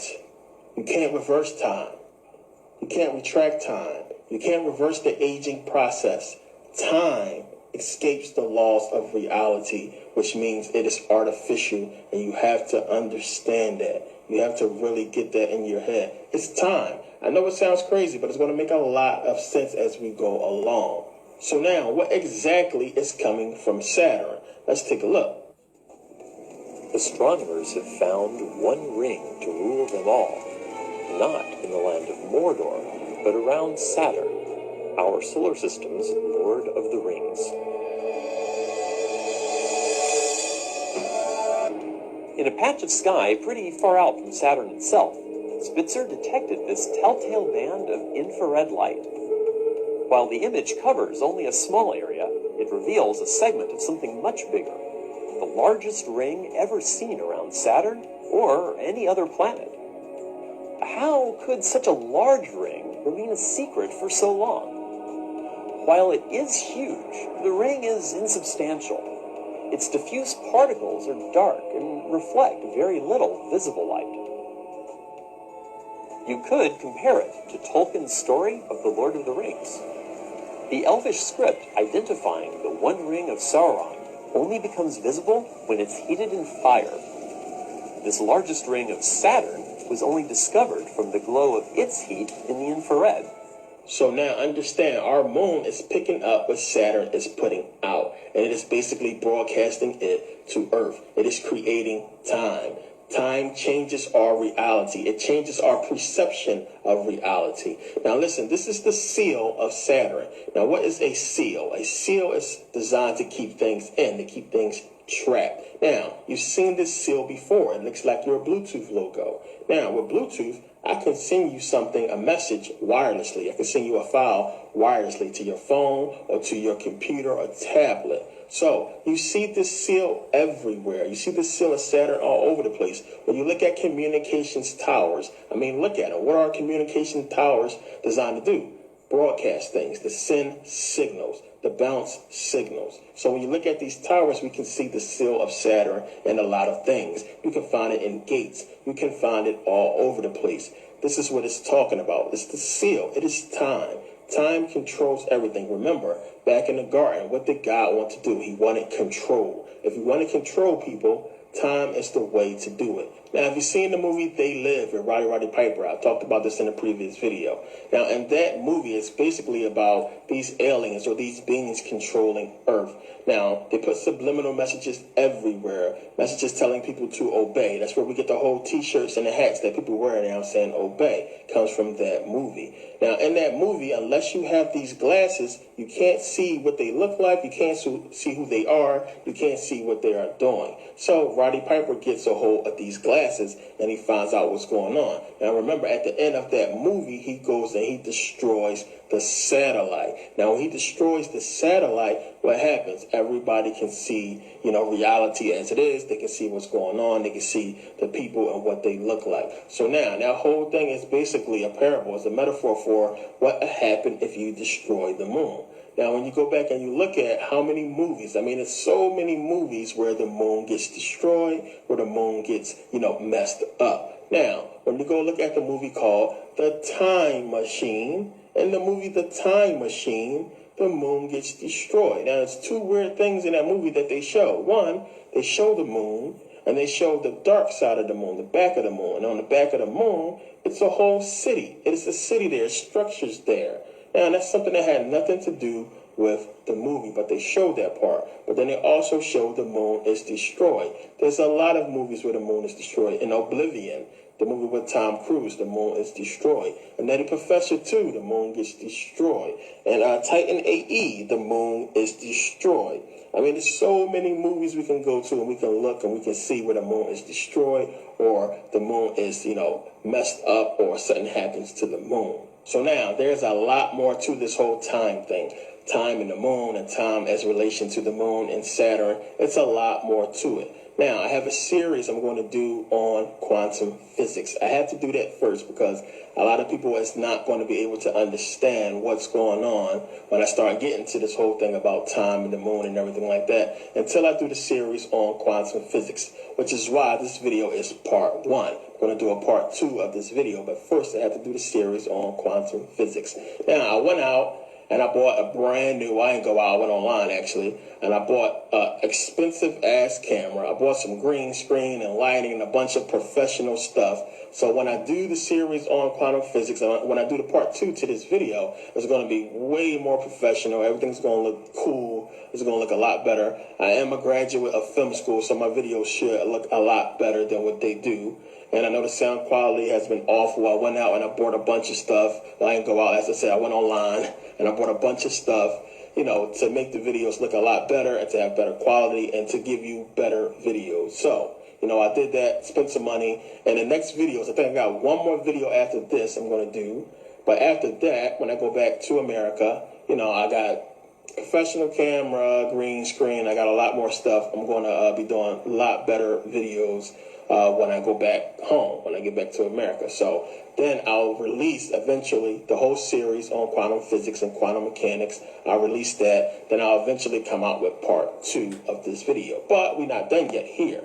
We have a lot more to go here that you need to understand. So let's get back into it. So now when we start looking at these beings who are supposedly in control of Saturn, they have been known by many different names. The Demiurge, or the Archons, or demons, or Satan. They have been worshipped for thousands of years. You have the Saturnians. You have the Saturnalian Brotherhood, which is the real religion, the real belief system of the inner core of the Nazis and Hitler. It's what they really believed in. So now when you go to ancient Rome and you start studying ancient Rome, the capital was Saturnia. Saturnia is still there today. It still exists. Saturnia is actually a pretty beautiful place when you go and look at it. But Saturnia, it all validates everything. When you start going back and you start doing the research and looking at history, you can see there was a worship of Saturn. It's all over the place. They don't teach us none of this stuff in school. They don't tell us anything about the Saturnalian Brotherhood or the Saturnians or Saturnia or anything like this. We get Greek mythology to disguise it all. So you have to dig and dig and dig and do research. As I said, when I first started doing this, there was no YouTube. There was really I wasn't even into the internet like that. But you can find books. The older the book, the better the book, which is why I'm a big guy when it comes to books and, giving people books and getting people to read certain things, because it's important for you to read, because this stuff is not everywhere. I mean, it's not that many of us doing videos on YouTube that's putting out this kind of content. You gotta go find it in books. Books are important, which is why I'm all about, donating books and encouraging people to get books. So the whole thing is, whoever is running Saturn, whoever is controlling this whole time thing, they may not be as powerful as we think they are, or they need us. So now, what could they possibly need us for? This whole thing is about energy. It's about our energy. Now, understand, it's a lot of theories out there. It's a lot of things people talk about. People talk about, reptilians and Nibiru and, the Pleiadians and all kinds of different things. Me, I like to stick to what I can prove. I like to stick to what the research is pointing to and what things are pointing to. Now, not all the time when I read something ancient, I don't automatically believe it. Now, another thing I want to talk about is that whole Sumerian tablet thing, this whole thing about, humans being created to mine gold. I mean, it's one of the stupidest things I heard of. I know they got some kind of facts to kind of back up their story, but when you start doing the research and looking at the whole thing, it just doesn't fit. It doesn't make sense with history. And then the whole thing is the people who is pushing this whole story about the Sumerian tablets, and Enki and Enlil and that whole thing. I mean, the people who push that story, when you really look at their background, they write books. They make up stories, they go out, and then they sell these books, and they do book tours, and they do like tours in Africa, and they charge people a whole bunch of money to come out and look at these so-called places that they talk about in their book. And when you go look at these places, it don't fit with what they're talking about. I mean, there's no proof. It's just people talking and making up a story. It's basically what the Bible is. It's a story. It's the same thing with this whole thing. It's a story. None of this stuff fits. You have to understand. I mean, first of all, quantum physics destroys all of that crap, because you don't create something this complex. Human beings, we are very complex. We are very powerful beings. You don't create something like us to mine gold. I mean, it's just stupid. If you can create us, you don't need us to mine gold at all. It's not going to be a problem for you to mine gold. So why create something this advanced, this powerful to mine gold when you can train some monkeys to go mine some gold for you? I mean, it's just crazy. I know a lot of people had questions about that, but I wanted to address it. Now, a lot of people do like it because, I mean, the whole thing says this. Black people, our whole purpose is to be slaves. And that's why I don't dig that story and why I did a lot of research into it, because our whole purpose is saying our purpose is to be slaves. We was created to be slaves, and the white race is just basically a casualty of that. We was created first. Everybody knows black people, and then white people just came from us, and it just was like, a mistake or something like that. I mean, it's all stupid. It's nonsense. It's nonsense. Don't buy into that stuff. I only deal with what I can prove, what the research is telling me. I'm not going to come on here and give you a bunch of, whatever and what have you. Trust me, if I'm speaking about it, I found research to support what I'm talking about, and I usually give you that research in the videos. So don't buy into all that crap that people's talking. So now, what kind of energy do they want? They don't want good energy. They don't want bad energy. They want a combination of both. So now, when we go and we look at Satan, when we look at Saturn, what is Satan all about? What does Satan do? Satan perverts things. Satan perverts the nature of duality to get one form of energy, one perverted form of energy. So now, let's go back to the Garden of Eden. You have Adam, you have Eve, you have man and woman. Why is it that the woman corrupts the man? What happens when feminine energy corrupts masculine energy? What happens? You get homosexuality. And that's just why homosexuality is promoted. This is why they say that, the Antichrist will be homosexual. He will be gay. This is why it's promoted. It's the perversion of the nature of the man and the woman. When you have a homosexual man, you have the perversion of the nature of man. When you have a lesbian woman, you have the perversion of the woman. But you still have male and female, you still have male and female energy in the man and in the woman. It's the dual energy. It's duality. It's going to create one form of energy.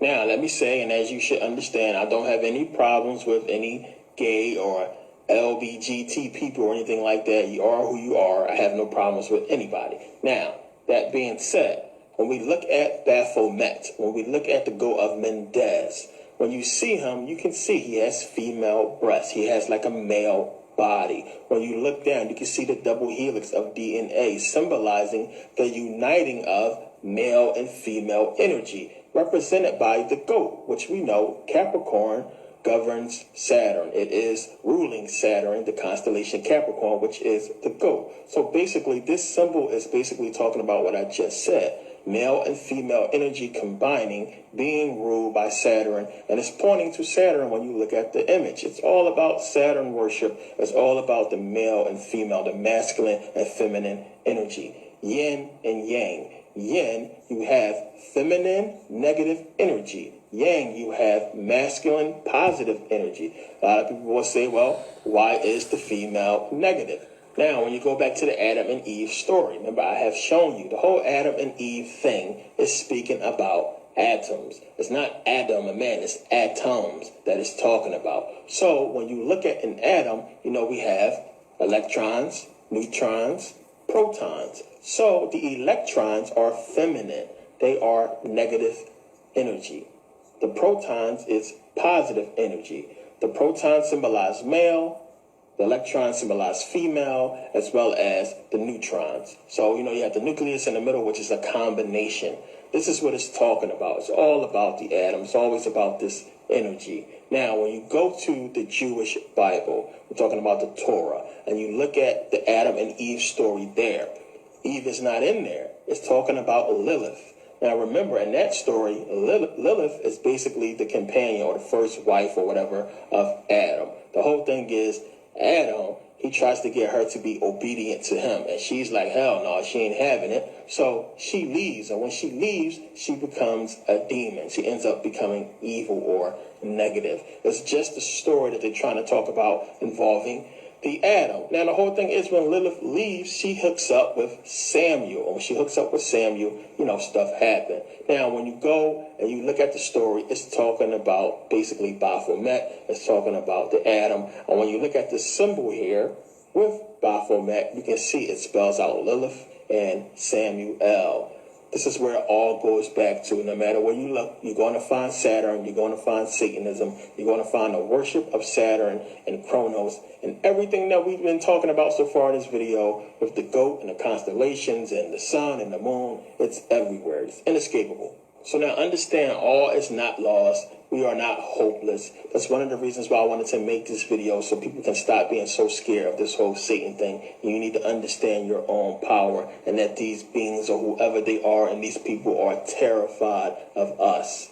May not seem like it to you, but trust me, they are. When you look at their actions, you can see that they are scared because we are waking up, and they're going to have to change their tunes. Inescapable that they are going to have to change it. Trust me, they're going to have to. So now, understand, when we go and we look at the whole Lilith and Samuel story, it's about the perversion of duality there as well, the goat and everything. Now, where else do we find this goat? We can look at mythology and look at Pan. Remember, Pan is basically the god of nature. Why of nature? Because they want to pervert nature. Pan is like a man with like goat legs and goat feet, and he has horns of a goat. And, it's a perversion of nature. Now, also, Pan is the name of one of the moons of Saturn. So, like I said, you're going to find it everywhere. You're going to find Saturn. You're going to find it throughout mythology and all over the place. It's about the perversion. I mean, that's what they do. Our government is exactly the same way. Our government perverts everything. Hospitals, medicines, doctor. They're supposed to basically cure things. Doctors supposed to cure things. Medicine's supposed to cure things. Hospitals supposed to cure people, but they do not. Our politicians are supposed to take care of the people. They do not. Our teachers are supposed to teach us, real history, real science, real things, but they do not. It's about the perversion of everything. Everything is perverted. TV tells lies to your vision. It's supposed to tell you something that you can use. It don't. It's supposed to give you the news. The news tell you lies. Everything is a perversion. Everything is twisted. So understand, we are not supposed to be slaves to this material world. We are not supposed to be slaves to materials. We are supposed to use materials to help us develop our spiritual self. Now, we have to develop our spiritual self away from material to escape this planned net that they have us trapped into. This planet or planned net. So now everything is about keeping us away from the tree of life. That's what it's all about. Keeping us away from that tree, keeping us away from the truth. So now when we look at our world, when we look at our, civilization, our system in America and all over the world, so many things that they give us because they are in panic mode. They give us so much to keep us from that tree. I mean, look at the entertainment industry. Look how much money they pay these people. They pay movie stars millions and millions of dollars to deceive you, to give you movies, to distort your perception. They pay these athletes. I mean, we talk about athletes getting paid $20 and $30 million a year to play sports, to deceive you, to keep you entertained, to keep you away from that tree. Musicians, rappers, and, pop stars, they're getting all of this money, all of this attention and fame, everything to keep you distracted and away from this tree of life. So this is why we call these famous people and these celebrities stars. It goes back to the hexagram of Saturn and the star. Now we look at these celebrities, we look at these actors and these rappers and famous people, and we see what they're doing. We see them wearing the goat. We see them talking about, satanic things and having satanic messages in their lyrics and flashing things that have to do with these secret societies, and they talking about all kinds of rituals and all kinds of crazy things that all corresponds to this whole worship of Satan and satanic worship, but we just let it all slide. We see all these things. Nobody says nothing. It's all about keeping you away from that tree. We are distracted. And that's why they give you Hollywood. Hollywood and everything, the whole entertainment industry is their major weapon because it's a distraction away from what the military is doing and what they are doing and what's really going on. It's a distraction. Now, you can understand that they use the entertainment industry as their primary weapon because they pay them the most. I mean, the sports athletes as well, they pay them a lot of money. You look at a soldier who goes to war, who risks his life. We're talking about risk his entire everything, his existence. And some of them actually die. A lot of them die and risk everything for what? They don't even get $100,000 a year. They don't get. You got basketball players making $200,000 a week. I mean, it's crazy. So everything relies on that whole entertainment industry and what you're watching on TV. That's the major thing. That's their major weapon against us. The music and the movies. So they give us the entertainment industry, they give us religion, and we look to religion to basically what? To save us. Jesus is our savior. We look to religion to save us, to take us to the right place when we die.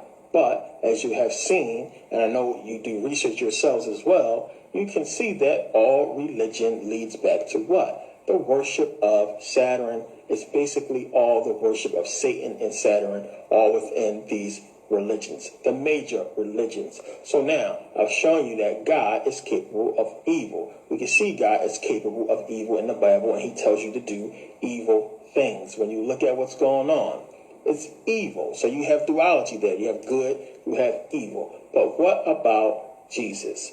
Now, when we start talking about Jesus, it's easy to see. So let's go to Revelations 13:18. It says, "Here is wisdom. Let him that have understanding count the number of the beast. For it is the number of a man, and his number is 666, or 600 So it's 666. So the whole thing is this. We read this and we see the number there, and it's asking us to calculate. But it's giving us the answer. So what are we supposed to calculate? The number of his name. What is the name? Whose name are we supposed to calculate? They never give us that. So now, as I have said, you can find Satan in many different places. Satan can be many different things. Now, most people would not have fathomed to calculate the name of Jesus Christ. And if you did, when you calculated, it don't equal 666. But Satan doesn't calculate to 666. Lucifer doesn't calculate to 666. Satan, Lucifer doesn't calculate to 666. Saturn doesn't calculate to 666. We're talking about the number of the name. We're talking about calculating letters into numbers. None of it equals 666. I have shown you the Pope already and how that can equal 666. Yes. But it says, here is wisdom. Let he who has understanding. What is it talking about? So now when you go here and it says, and his number is 666. But it gives you the number. So what are we supposed to calculate? You're supposed to calculate, and his number is. When you calculate that, you get 3170, 430, 1171, and 666. And when you add those together, you get 2,368. Now, when you calculate Jesus Christ, the Greek name, Jesus Christ. Remember, the New Testament is written in Greek. When you calculate the number of his name, it equals 2,368. Boom. Jesus Christ is Satan. It's the worship of Saturn. I can go into more with Jesus Christ. And when you start looking at the pictures, when you start looking at the paintings, it's corruptible man. That's what they're talking about. It's talking about Jesus Christ. It's talking about him. When you look at the pictures, you can see the resemblance of the paintings of Jesus and Baphomet. There's a lot of hidden things in a lot of these pictures they're trying to show you, which is why they give you one painting of Jesus when he looks like this, to show you another one of Mary looking the same exact way. It's duality. It's a lot of hidden symbolisms in a lot of these paintings, and you have to really look at them to see what's going on. So now we can see why these celebrities can praise Jesus. Why we can see them, throw up the goat symbol and flash all these devil symbols and symbolisms and talk about all this satanic stuff in their lyrics and, show all this satanic stuff in movies and everything like that. We can see why they can do all of that, then come on stage and say, well, I like to thank Jesus. I like to thank God first. Thank you, Jesus. And start talking about Jesus. Now we see why. It's the same shit. Jesus, Satan, God, Satan, same thing. There is no such thing as Satan. You have to understand it's all about Saturn. There's no such thing as this being Satan that the Bible is talking about. Snap out of it. In fact, if you go and ask a devil worshiper, a person who is a Satanist, they will tell you there's no such thing as no damn Satan. They'll look at you like you're crazy. In fact, let's go to a satanic website, right? Let's go to one. Let's check this out. Now, when you start reading here, it's talking about how you can sell your soul to Satan. And it goes on to say stuff like, you got to have goat's blood and you got to draw a pentagram with it and stay inside the pentagram. But then it says here, etc., blah, blah, blah, bullshit. The previous 3 paragraphs are what I call my dark sense of humor. This is the answer that Christian devil worshippers, see, it's trying to tell you, Christian devil worshippers, there's no such thing, but it is. They don't know it. But if you're a Christian and you worshiping Jesus, you actually worshiping Satan, but you just don't understand that. So it says, this is the answer that Christian devil worshippers enjoy. It is B-movie media crap combined with medieval Christian paranoia about non-Christian practices. Doing the above is not only stupid, it is pathetic, unless you make money from it, in which case use ketchup and tell them it's congealed blood. Now it goes on to say down here, the person who asks, how do I sell my soul, is most likely new to Satanism and probably new to science, new to critical thinking, new to adulthood, and generally just newy. They are most likely asking this question to the first Satanist that they have encountered. Satanism does not, however, recognize Satan. That is big. Satanism does not, however, recognize Satan. It's because they worship Saturn. They know what's going on. They know the truth. As an existing being. Satanism does not, however, recognize Satan as an existing being. Let that sink in. As a result, the answer of a typical Satanist to this question could be, piss off, you immature devil worshiper. Get a life and a job. Stop harassing us until you've grown some brain cells, etc. Now, he goes down here and he quotes whoever this is, Anton LaVey. Now, everybody know Anton LaVey is like the, biggest Satanist of the modern era. We know Aleister Crowley, we know Anton LaVey, and we know that Marilyn Manson took over that whole church of Satanism from Anton LaVey when he passed. But Anton LaVey is quoted as saying, to become a Satanist, it is unnecessary to sell your soul to the devil or make a pact with Satan. This threat was devised by Christianity to terrorize people so they would not stray from the fold. Now, it's telling you straight up, when you do the research, the whole thing is people stay away from this stuff. They get spooked out, they get scared. I know, I was there, I was scared out of my mind when I was studying Satanism, because I had to study it, I had to go there. I had to study Crowley, I had to study Manly P. Hall, I had to study all these people, and I was scared out of my mind when I first started studying and reading these words and learning Latin and reading all this satanic stuff. I was freaked out, I'm not going to lie to you, but it's by design. It's to keep you away from it, so, people like me can't give you this information. If I didn't take the time to learn it and fight through my fear, I wouldn't be able to give you this stuff now, and other people as well. But it's all designed by that. But guess who make us scared of these things? Christianity, the church. Now, instead of them telling you what I just said and giving us the truth, they give us this whole fairy tale about, burning in hell and, dying and suffering and stuff like that. But this is what they should be telling us. Take a look. I don't think hell exists. I happen to believe in life after death, but I don't think it's got a thing to do with reward and punishment. Religion is always in the control business, and that's something people don't really understand. It's in the guilt-producing control business, and if you have heaven as a place where you're rewarded for your goodness and hell as a place where you're punished for your evil, then you sort of have control of the population. And so they create this fiery place, which has quite literally scared the hell out of a lot of people throughout Christian history. And it's part of a control tactic. But wait a minute, you're saying that hell, the idea of a place under the earth or somewhere where you're tormented for an eternity, is actually an invention of the church. I think the church fired its furnaces hotter than anybody else.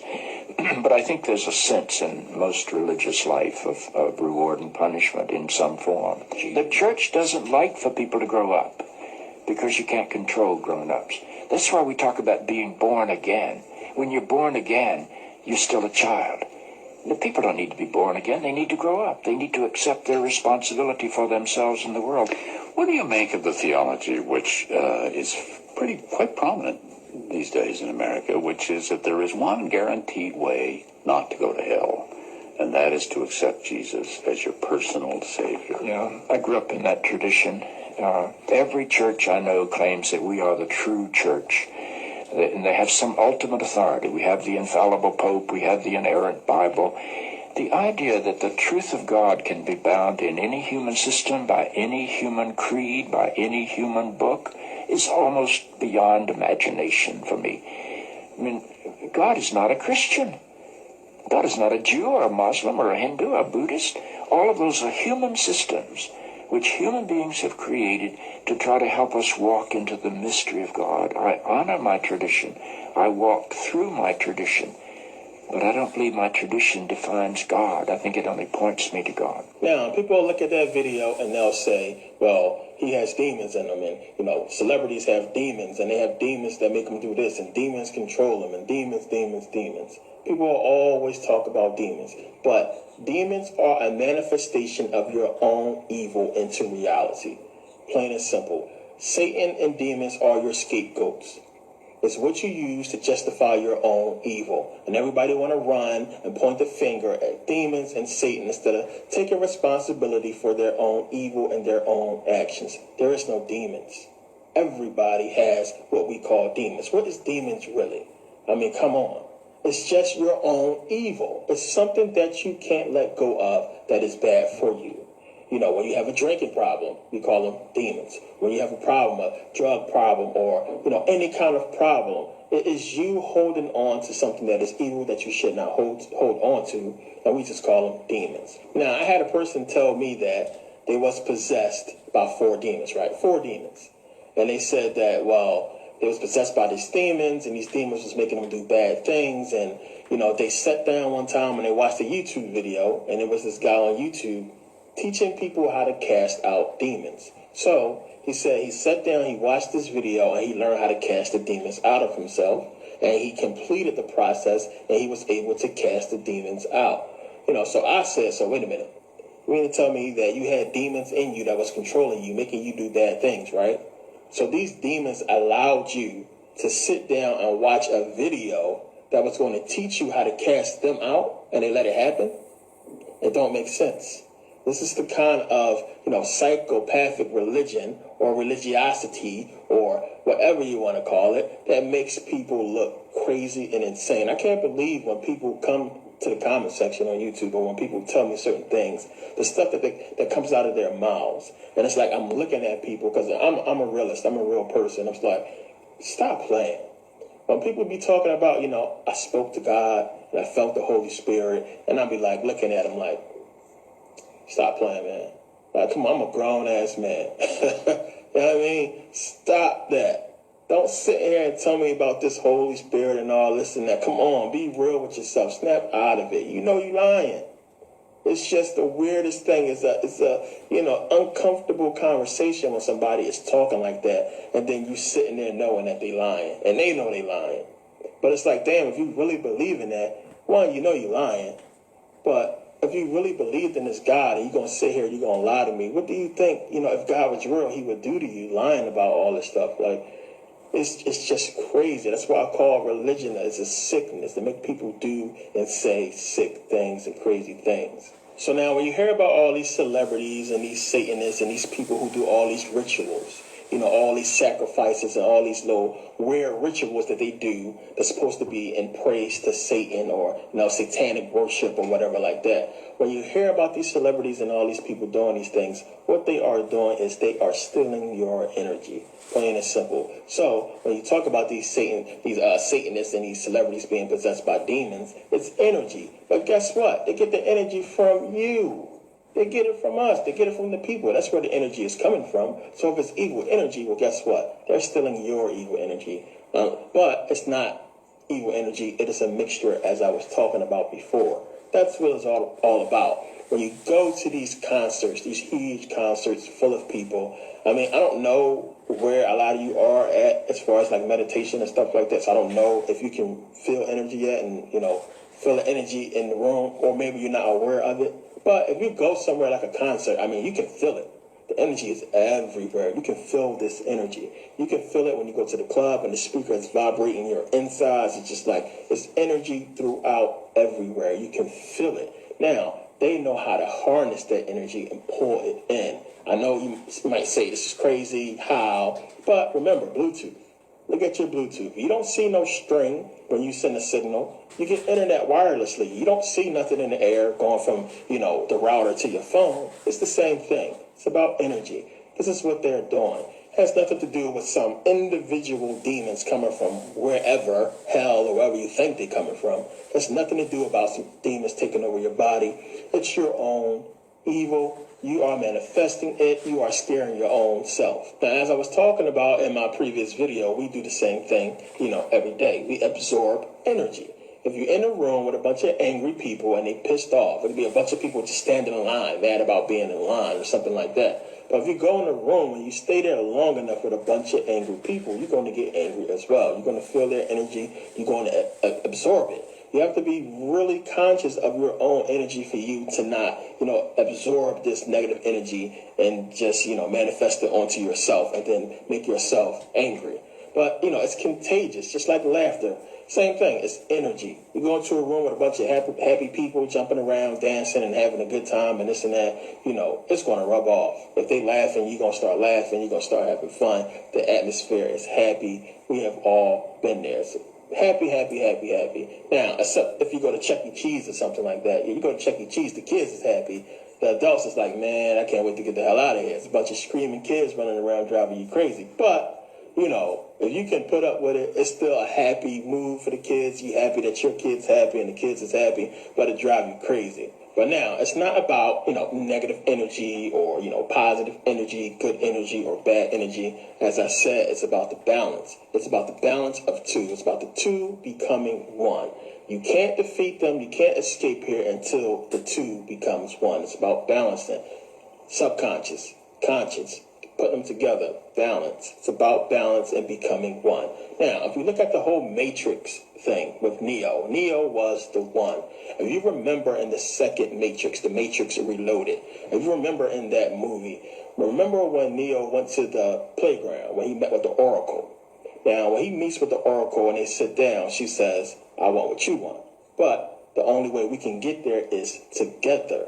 Now, the whole thing is talking about, it's a parable about, you have a female and you have a male. You have feminine energy, masculine energy coming together. And how do they beat Smith in the end? She allows herself to be absorbed by Smith, and then he later, at the end, allows himself to be absorbed by Smith. And when they come together inside Smith, they defeat Smith. That's how they beat the agent. But now, there's more to that part. Now, when the Oracle leaves, Agent Smith, he comes out. Now, he walks up to Neo, and he's basically telling Neo, hey, before you killed me, I was cool. Everything was fine. I had a purpose. I knew what I was supposed to do. But when you killed me, I knew the rules. I knew the laws. I knew the nature of reality that I was supposed to go back. So now Smith says, he's like, I don't know if it's something that's overwritten or something copied, because when Neo jumped into him, he was like something rubbed off on him, something that, compelled him to disobey. So what did Neo give him? Neo gave him choice. He gave him a choice to stay and remain a slave or a agent to the system, or to become like the system or even more powerful than the system. It's exactly like what we've been talking about with the Adam and Eve story. Lucifer came and gave him choice, gave Adam and Eve choice. He gave Agent Smith choice. So Smith goes on to say, because you gave me choice, I left the Matrix. Because of you, I'm no longer an agent. Because of you, I'm unplugged. Because of you, I am seemingly or apparently free. But then he stops and he says, appearances can be deceiving, which brings us to the reason why we are here.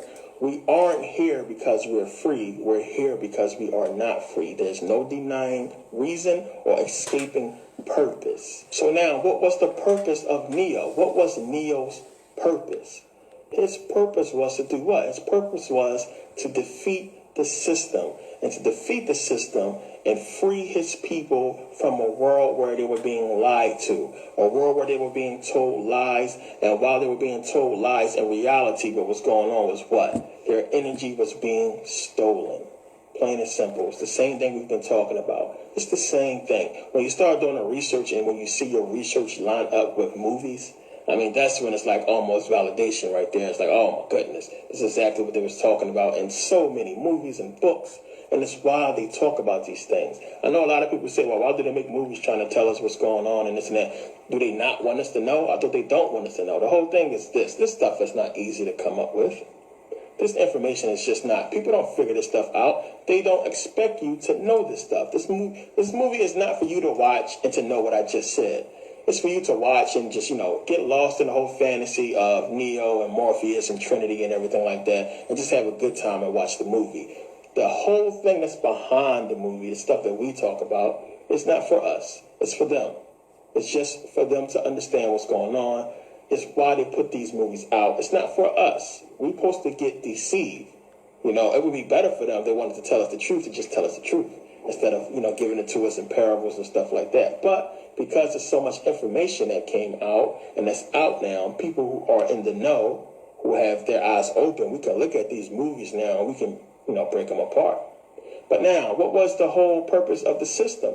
The purpose of the system was to what? To deceive us, to keep us deceived while they steal our energy.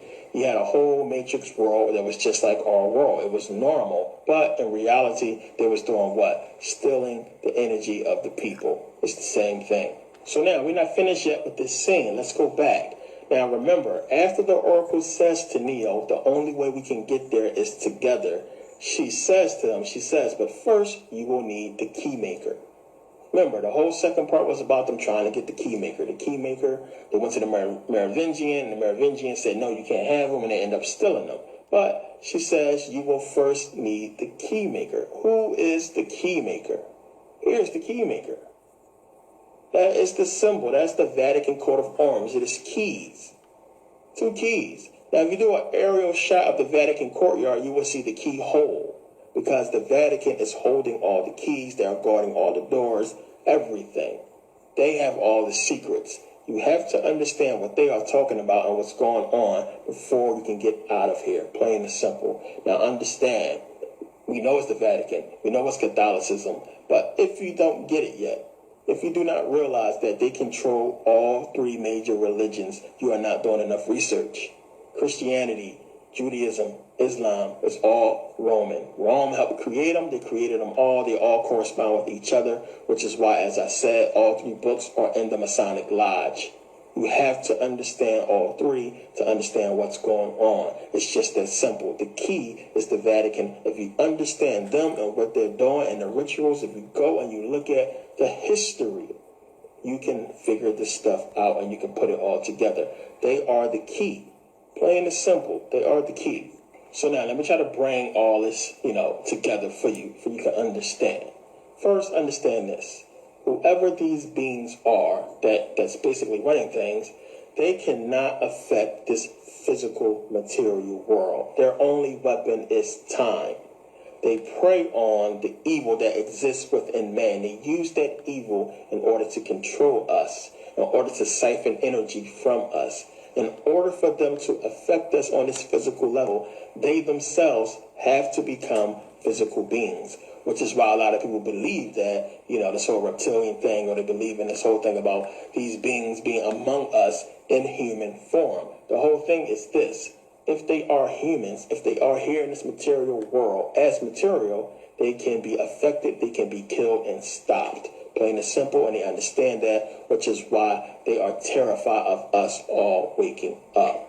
So now, a lot of people always say, well, I can't feel no changes. I can't feel nothing, happening to me. I feel fine all the time. No, you do not.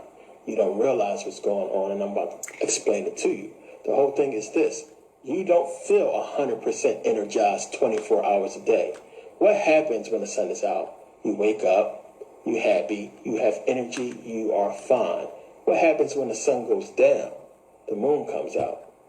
What happens when the moon comes out? You get tired. You get sleepy. You fall asleep.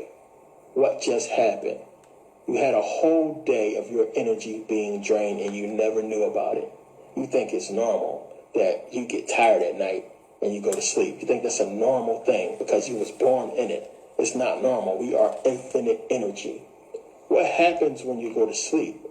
You don't plug yourself into the wall like you do your phone. You recharge on your own. Your own energy recharges your body. So if that's infinite energy, then how are we getting tired? The only way we can recharge is where? Where time doesn't affect us, within the dream state. And that's our subconscious recharging our body. They can't affect us there. They can only affect us on the outside, which is the material. So because of their weapon of time, our material body doesn't last forever. We can't live forever because of time.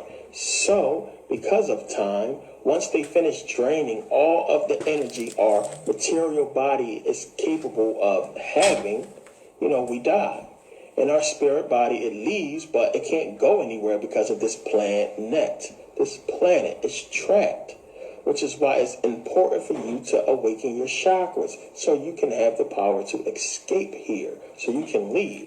So now when you die, you don't have a choice. You have to reincarnate because you have to try the process all over again. The problem is, once you go back to this material world, you have no memory of your past life. Some people do. But it's very, very rare when that happens. But it doesn't matter anyway. You're still stuck within their time. You're still trapped. So you don't have any power. There's nothing you can do. The whole purpose is to get out of here. So now, this is why I call myself Merkaba.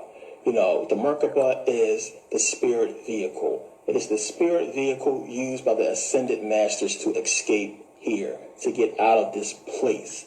Mer means light. Ka means spirit, Ba means body. It is the spiritual vehicle to help your spirit body escape this planet, to get out of here. It is the energy. It is the seventh chakra. It is everything. The culmination of you meditating and you doing energy work and you developing your energy so you can get out of this place. This is why I chose that name, because I'm trying to help you do that. I want you to get out of here. I want you to wake people up. I want you to share the information and just, this is what it's all about. We can still have fun, people. We can still go party and do stuff and have a good time. It don't have to be boring, but at the same time, you have to understand what you need to do on this personal level. You need to develop your energy and get out of here. You have no clue. You can't. Okay, we're gonna be stopping there for today. Okay, we're gonna be stopping there for today. Next Teach and Learn, I will continue. Beautiful message. Okay, so it's actually a 5-hour clip. Okay, we stop at 1 hour and 53 minutes. Okay, very informative. I'm sure this gentleman that break down some things answers some of your questions that you've been asking, right? All right, Merkaba. Okay, read Merkaba so you can check him out. All right, and you know that this clip is at the top of the live. You could go and have a watch, meditate, just listen with an open mind and a willingness to learn, man. Once you have that open mind, trust me, it's going to be easy for you to get it. It's not hard at all. You get what I'm saying? So blessings to everybody. I'm going to read some of them comments. All right? The rebirth. As your cerebral spinal fluid climbs your 32 vertebrae and reaches your 12 cranial nerves, it ignites the pineal gland, which is the resurrection.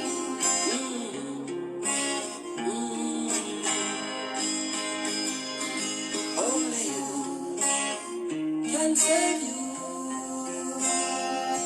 Only you can free you. Only you can save you.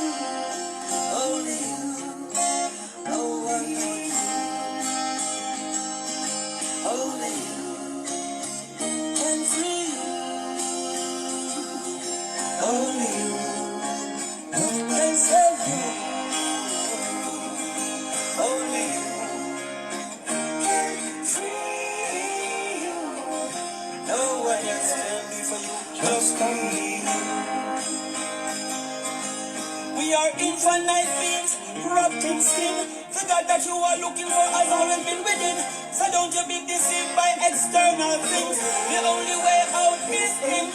Within yourself, pilgrim, to the universe tune in. And the answer that you're searching for will be forthcoming. I see so many get caught up in the matrix system and never made it out, they died a victim. Only you can save you. Only you can free you. Only you can free you. No one else can be for you. Just only you. Only you can save you. Pick up the artist Dante and that one, I tell you. Only you can save you. All right, let me get some comments. All right, blessing Jackie Murray, blessing Nadine. Someone say the God in the Bible is the oppressor. All right, no Superman in the sky. The Bible is a slave book full of lies to rule and conquer. Grand Rising, Shorty Slick. Bebot. The oppressor is God in the Bible. Okay. Alright. Blessings, Jason. Keeping us from connecting to our true selves. Or they're keeping us from connecting to our true selves. Alright. Jason said, that's the same thing as I'm saying every day. Oh, so he's agreeing with the gentleman on the clip, right? And I said, don't let that message pass you by. Okay? Alright, Grand Rising, Yuna. Grand Rising, Youth and G and Nancy. Lord of mercy. I need to check out that Anansi thing too, you know. Because guess what, people? Let me give you a little story here. You see, sometimes we hear some people come and say some things. Don't quick to judge. At least they tell us that. Judge not. You understand? That's why I am a person that always listen. It is very important to listen. You understand? That's the first key to learning, is to listen. As I see Anansi, and that's what Youth and G always say. I still haven't reached a point where I'm too busy to research this Anansi thing because I'm interested to know. You understand? But it basically was explaining it, you know. It's at our, you know, it's it has to do with the web, and also that's where they made the movie Spider-Man from, all of that. But you know, all the movies and cartoon, you know, you see them make it's all from the origin from us, Egyptian, African. You understand what I say to you? So you know it go already. So I was curious of why I am so in love with cats. You get what I say to you? I am so in love with cats, like a passion for cats. You know, but you never see smoke without fire. So I go and I do research.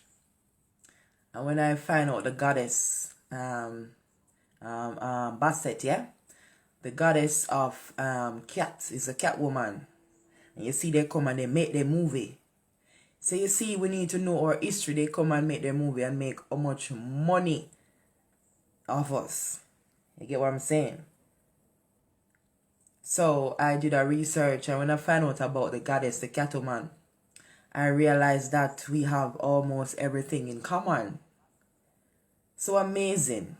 Even the music, the lover of music, you know, and the mother of the home that see that everything is taken care of.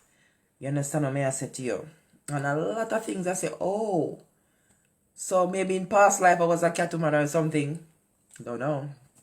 But I'm just saying that cat woman was the goddess in Egyptian right even before Christianity come about. You get what I say? They used to serve most of Egypt used to worship the goddess, the cat woman. You understand? And when I was there reading and upon the Basset, the cat woman, yeah, goddess, there's so much I have in common, and it's so amazing. You understand? So sometime in life you may like something or you're addicted to something. You need to research and see why. Like I am a colorful person as well. Even with the ear, if I say the ear, I don't know, but I just love colors. So I need to get deep and check out the colors thing, the color thing as well. You understand? So these things are very important, and these things help you to find who you really are. You understand? You understand what I say to you? Yes, so it's good to check these things out, and it's good to check the origin of your name as well. You understand? Even though most of these English name, you know, I mean, you probably more find the true origin of your name if, you understand, you had a African name or something like that. But this English name, I don't know. I don't know. But if my English name, yeah, I see where it has some connection really. But it's amazing with the cat woman, because I'm so connected to cats. You understand? Colors as well. You know, the rainbow is colorful anyways. But then again, they get us not to even like the rainbow color, because, you know, the rainbow is not the same color that, you know, the gay they use on the flags and stuff. So when you see that color, you don't want that color. You curse that color. Oh, it's a gay color, blah, blah, blah. But remember, it's the color of the rainbow. So we have to know these things. So that's why I keep on saying only the truth will set us free. Because, you understand, what these people has done, yeah, is basically take what is ours, manipulate it, give it back to you in such a form that you reject it and cursed it, and in the same process you're not knowing that you're basically cursing yourself. You know, I heard big up to Early Meds. The Early Meds, he do the reality of the Bible in his own way. I keep hearing he said something that we all are Jesus. We are the Jesus. And I hear this guy said it back a while ago that we are Jesus. So I'm kind of looking on it, and I hear Jason said we need to know the real principle of the Bible. So I'm looking at it on a different form as well. So in that case, if that, because we know that the Bible is not literal, a lot of people don't know. So I'm looking at it, if we are the principle, are we supposed to adopt the principle or walk in that lineage, then yeah? Then we are the one who's going to save us. No one is going to save us because we are who we're looking for then. You get what I'm trying to say? You understand? We are who we're looking for. We are who going to save us. Not no man in no sky. Or wherever else people are looking. Only we can save us. You understand? The God that we're looking for is within us. Only us can set our own self free. So I'm just putting, one and two together, and I'm like, when them say only you can save you, it's very deep. You understand me? I said to you, only you can set your mind free. You understand me? I said to you, because they got us locked up in the matrix system. You understand? The TV is a matrix system. You understand? The vanity of this world and all of them something here. So we have to find back ourselves. We have to find back ourselves. You get what I said to you? You have to be in the world but not of the world. Enjoy what is in the world. You understand? Because you're in it, but don't be attached to the world.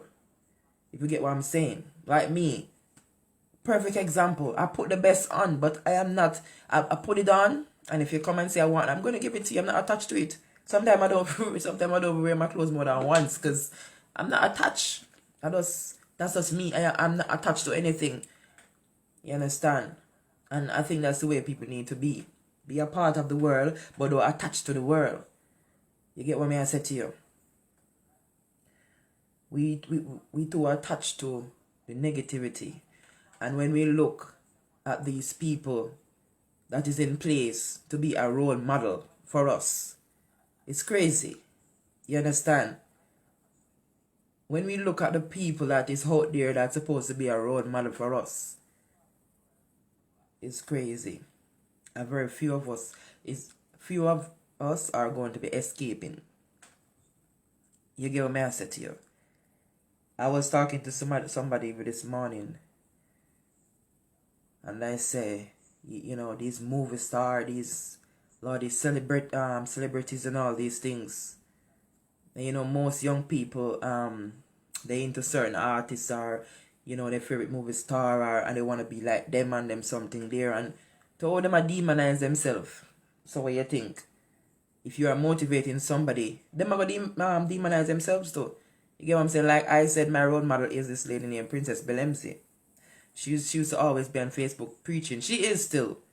I don't want to say she's not, because I'm not looking in her direction. I am seeing things differently from her. The principle about her, I still like. So she's my role model. You understand? And see, I end up in a seat talking to people like she is doing. The only thing, she is a Christian, she in a different dimension. You understand? Me kind of elevate from this, because me kind of up on the truth side, but she's still my role model. The principle, you understand? The principle of her, you understand? And yeah, she's still my role model, definitely. So, just said it. We're looking for yeah, we're looking for ourselves. That's just it. And somebody said the other day, the Bible, it is as powerful as though they say it is. Yes, it is formed and shaped to enslave you. But you can use that same Bible to free yourself. I mean, I was not free through the Bible, but I get exactly what he was saying. You understand? To reach a dimension or, understand certain things, you still have to come to, you have to link the Bible with reality as well. You get what I say to you? Not no, just stuck in this biblical world that they have all shaped out for you. No. You have to link it with reality. As I said, only the truth can really set you free. You get what I say?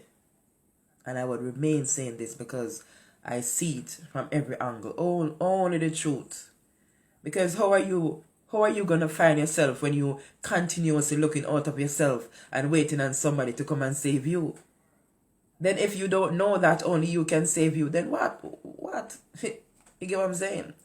So, I'm just bringing these things to the platform, and all I'm asking is that you just watch with an open mind. Nothing is going to be shoved down your throat, but just have an open mind.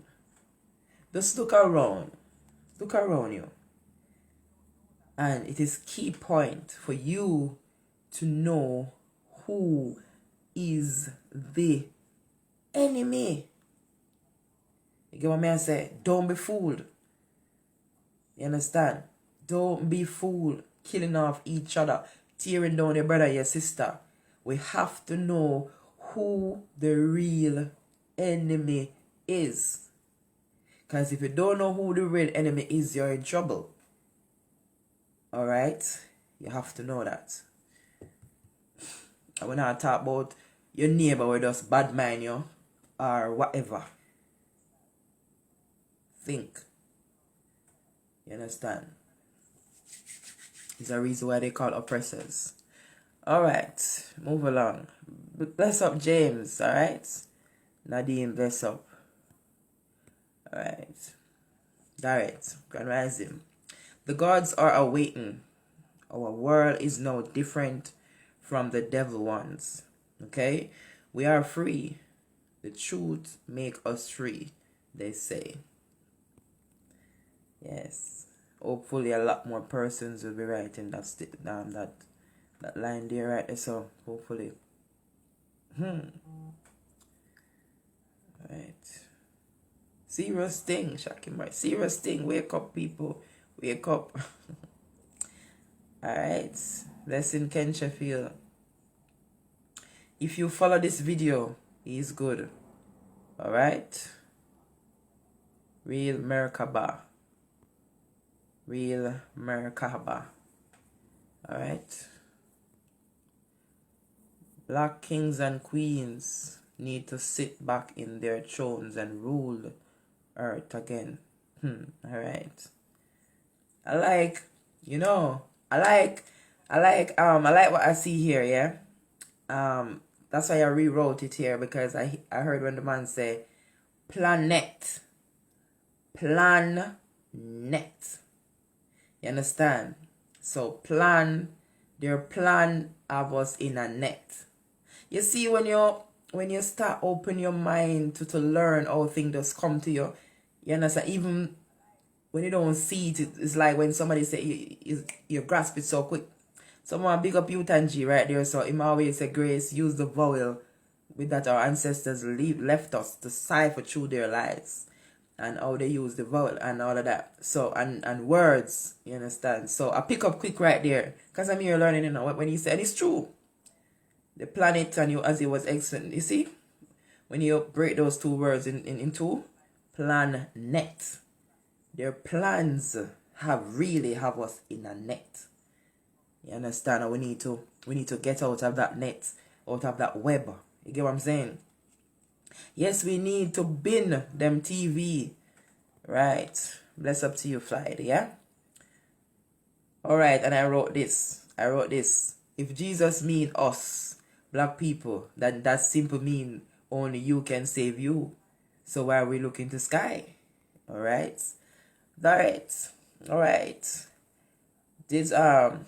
Did you all know that the Hollywood is controlled by Jews? They also run the religion, media, and hospitality, and banks. Alright, Lord of mercy. Blessing to you, Ardell. Jason said, teach and learn, up knowledge, and more knowledge. Yes. You not said true words. We'll watch again later. Yes, please to watch. Yeah, and it's as I said before. Basically, 2 hours gone, so we have 3 more hours. So I will be doing 2 more teach and learn with that, or maybe 3 hours. Cause we need to get this out. Very very important. You understand? But you need to just listen. All right. Remember all the real stories our parents tell us was called a Nancy story. So a Nancy is something good. All right. So dear Direct Serit, as I say, I'm going to check out this Nancy, but one day at a time. You understand what I say? I'm going to check out this Nancy.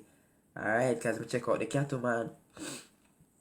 All right. Jason just said it. We're looking for ourselves. All right, ancestral queen. Blessings to you, Tan. So, I am going to love you and leave you, because, today. And please, and took our show, please to come up in the next hour. Come on in the next hour. I'll be featuring George Prophet and Singer Irie, please, yeah? For an hour and a half, yeah. So, teach and learn, people, please to share. All right, please to share and tell persons about teach and learn. And when I play them video, Facebook is not allowing me to put the videos on teach and learn page. You understand? They're cutting down that. Even on YouTube as well, they're taking down videos. So what I'm going to try to do, whatever clip I played, I'm going to stick it at the top. All you got to do is go and copy it, and you save it and watch, and peace and quiet in your meditation, and just have a next watch. And trust me, when you watch a second time, you're grasping more better. So I'm gonna love you and leave you. Alright, and Nancy, Earth from the creator of web, Earthly. Oh, you still here, James? Bless you, Jamesy. Alright, so bless up everybody. Shout to sleep, bless up yourself, I saw you earlier. Kensha Field Tracy, bless up on yourself. Father Costy, Messiah, bless up yourself. Alright? And everybody who don't comment but you're still watching, I appreciate you watching. So you understand? So when you feel like you want to call in, because remember I always say you don't have to say your name, but you can add me to WhatsApp and call the program. You could say what you have learned over the period of time, or you can teach us something. Come on, say everybody know look something, man. Come on, man. I want you to start interact and make the thing grow. You understand? Because I forget the thing where it need to be. Big up yourself, Barry back. Lord of mercy. So let me love you and leave you. Okay, let me drop a song before I left. Alright? I love this tune. Today is what? The 12th? Oh, today is the 12th. So this song is out today, people. Broken Wings by U10G. Alright?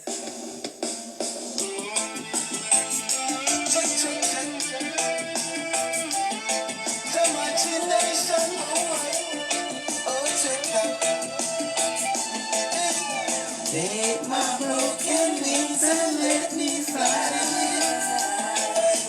Take my broken wings and let me fly.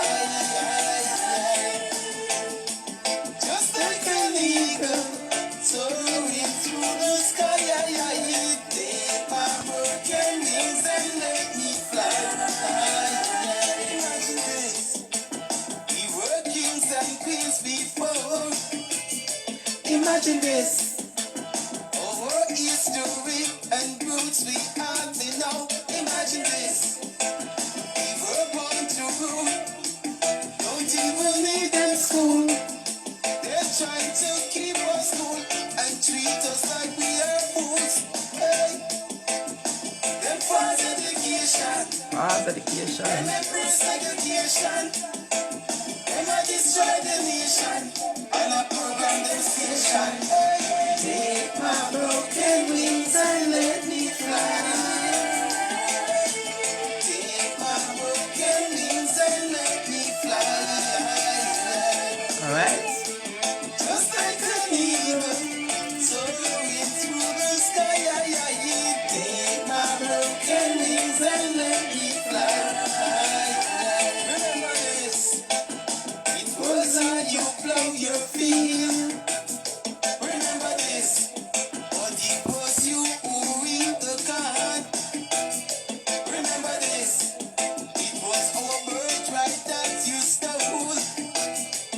Remember this. Your only plan was to take us down. Remember this. Your religion is Not impressive. Remember this. misleading the people selected. Sin. Your religion is not impressive. All you're doing is misleading the people them who selected. Is what I put earlier. You hear what I'm saying? Many are called and few are chosen. And that what I say, blessed to those who are awaiting and those who will be awake. Because who no wake up? Miss sorry. They're gonna be like the 5 foolish virgins. Lord of mercy. One of the most was rejected. Our possession neglected. No justice will be served. No matter who is elected. Take my broken wings and let me fly. Take my broken wings and let me fly. Just like an eagle, soaring through the sky. Take my broken wings. Alright, pick up the artist on the line, Anansi. Alright, Youth and Esther Graham. Alright, Youth and G. So you can go and get this song today. This song is out today, please. Big up to everybody in the group. When I don't know, DJ Grace. Teach and learn. Remember to like my page. Follow me, DJ Grace. YouTube, Instagram. Please. What's the next one called? YouTube. Please and thank you. Make some subscription, please, so I can go live on YouTube. Because you know them fight with here. So one plan B and C and D. You don't know the thing already. So let me love you and leave you. See you later. Barry back. Tell them to leave the children them alone, alright? See you later. Bye.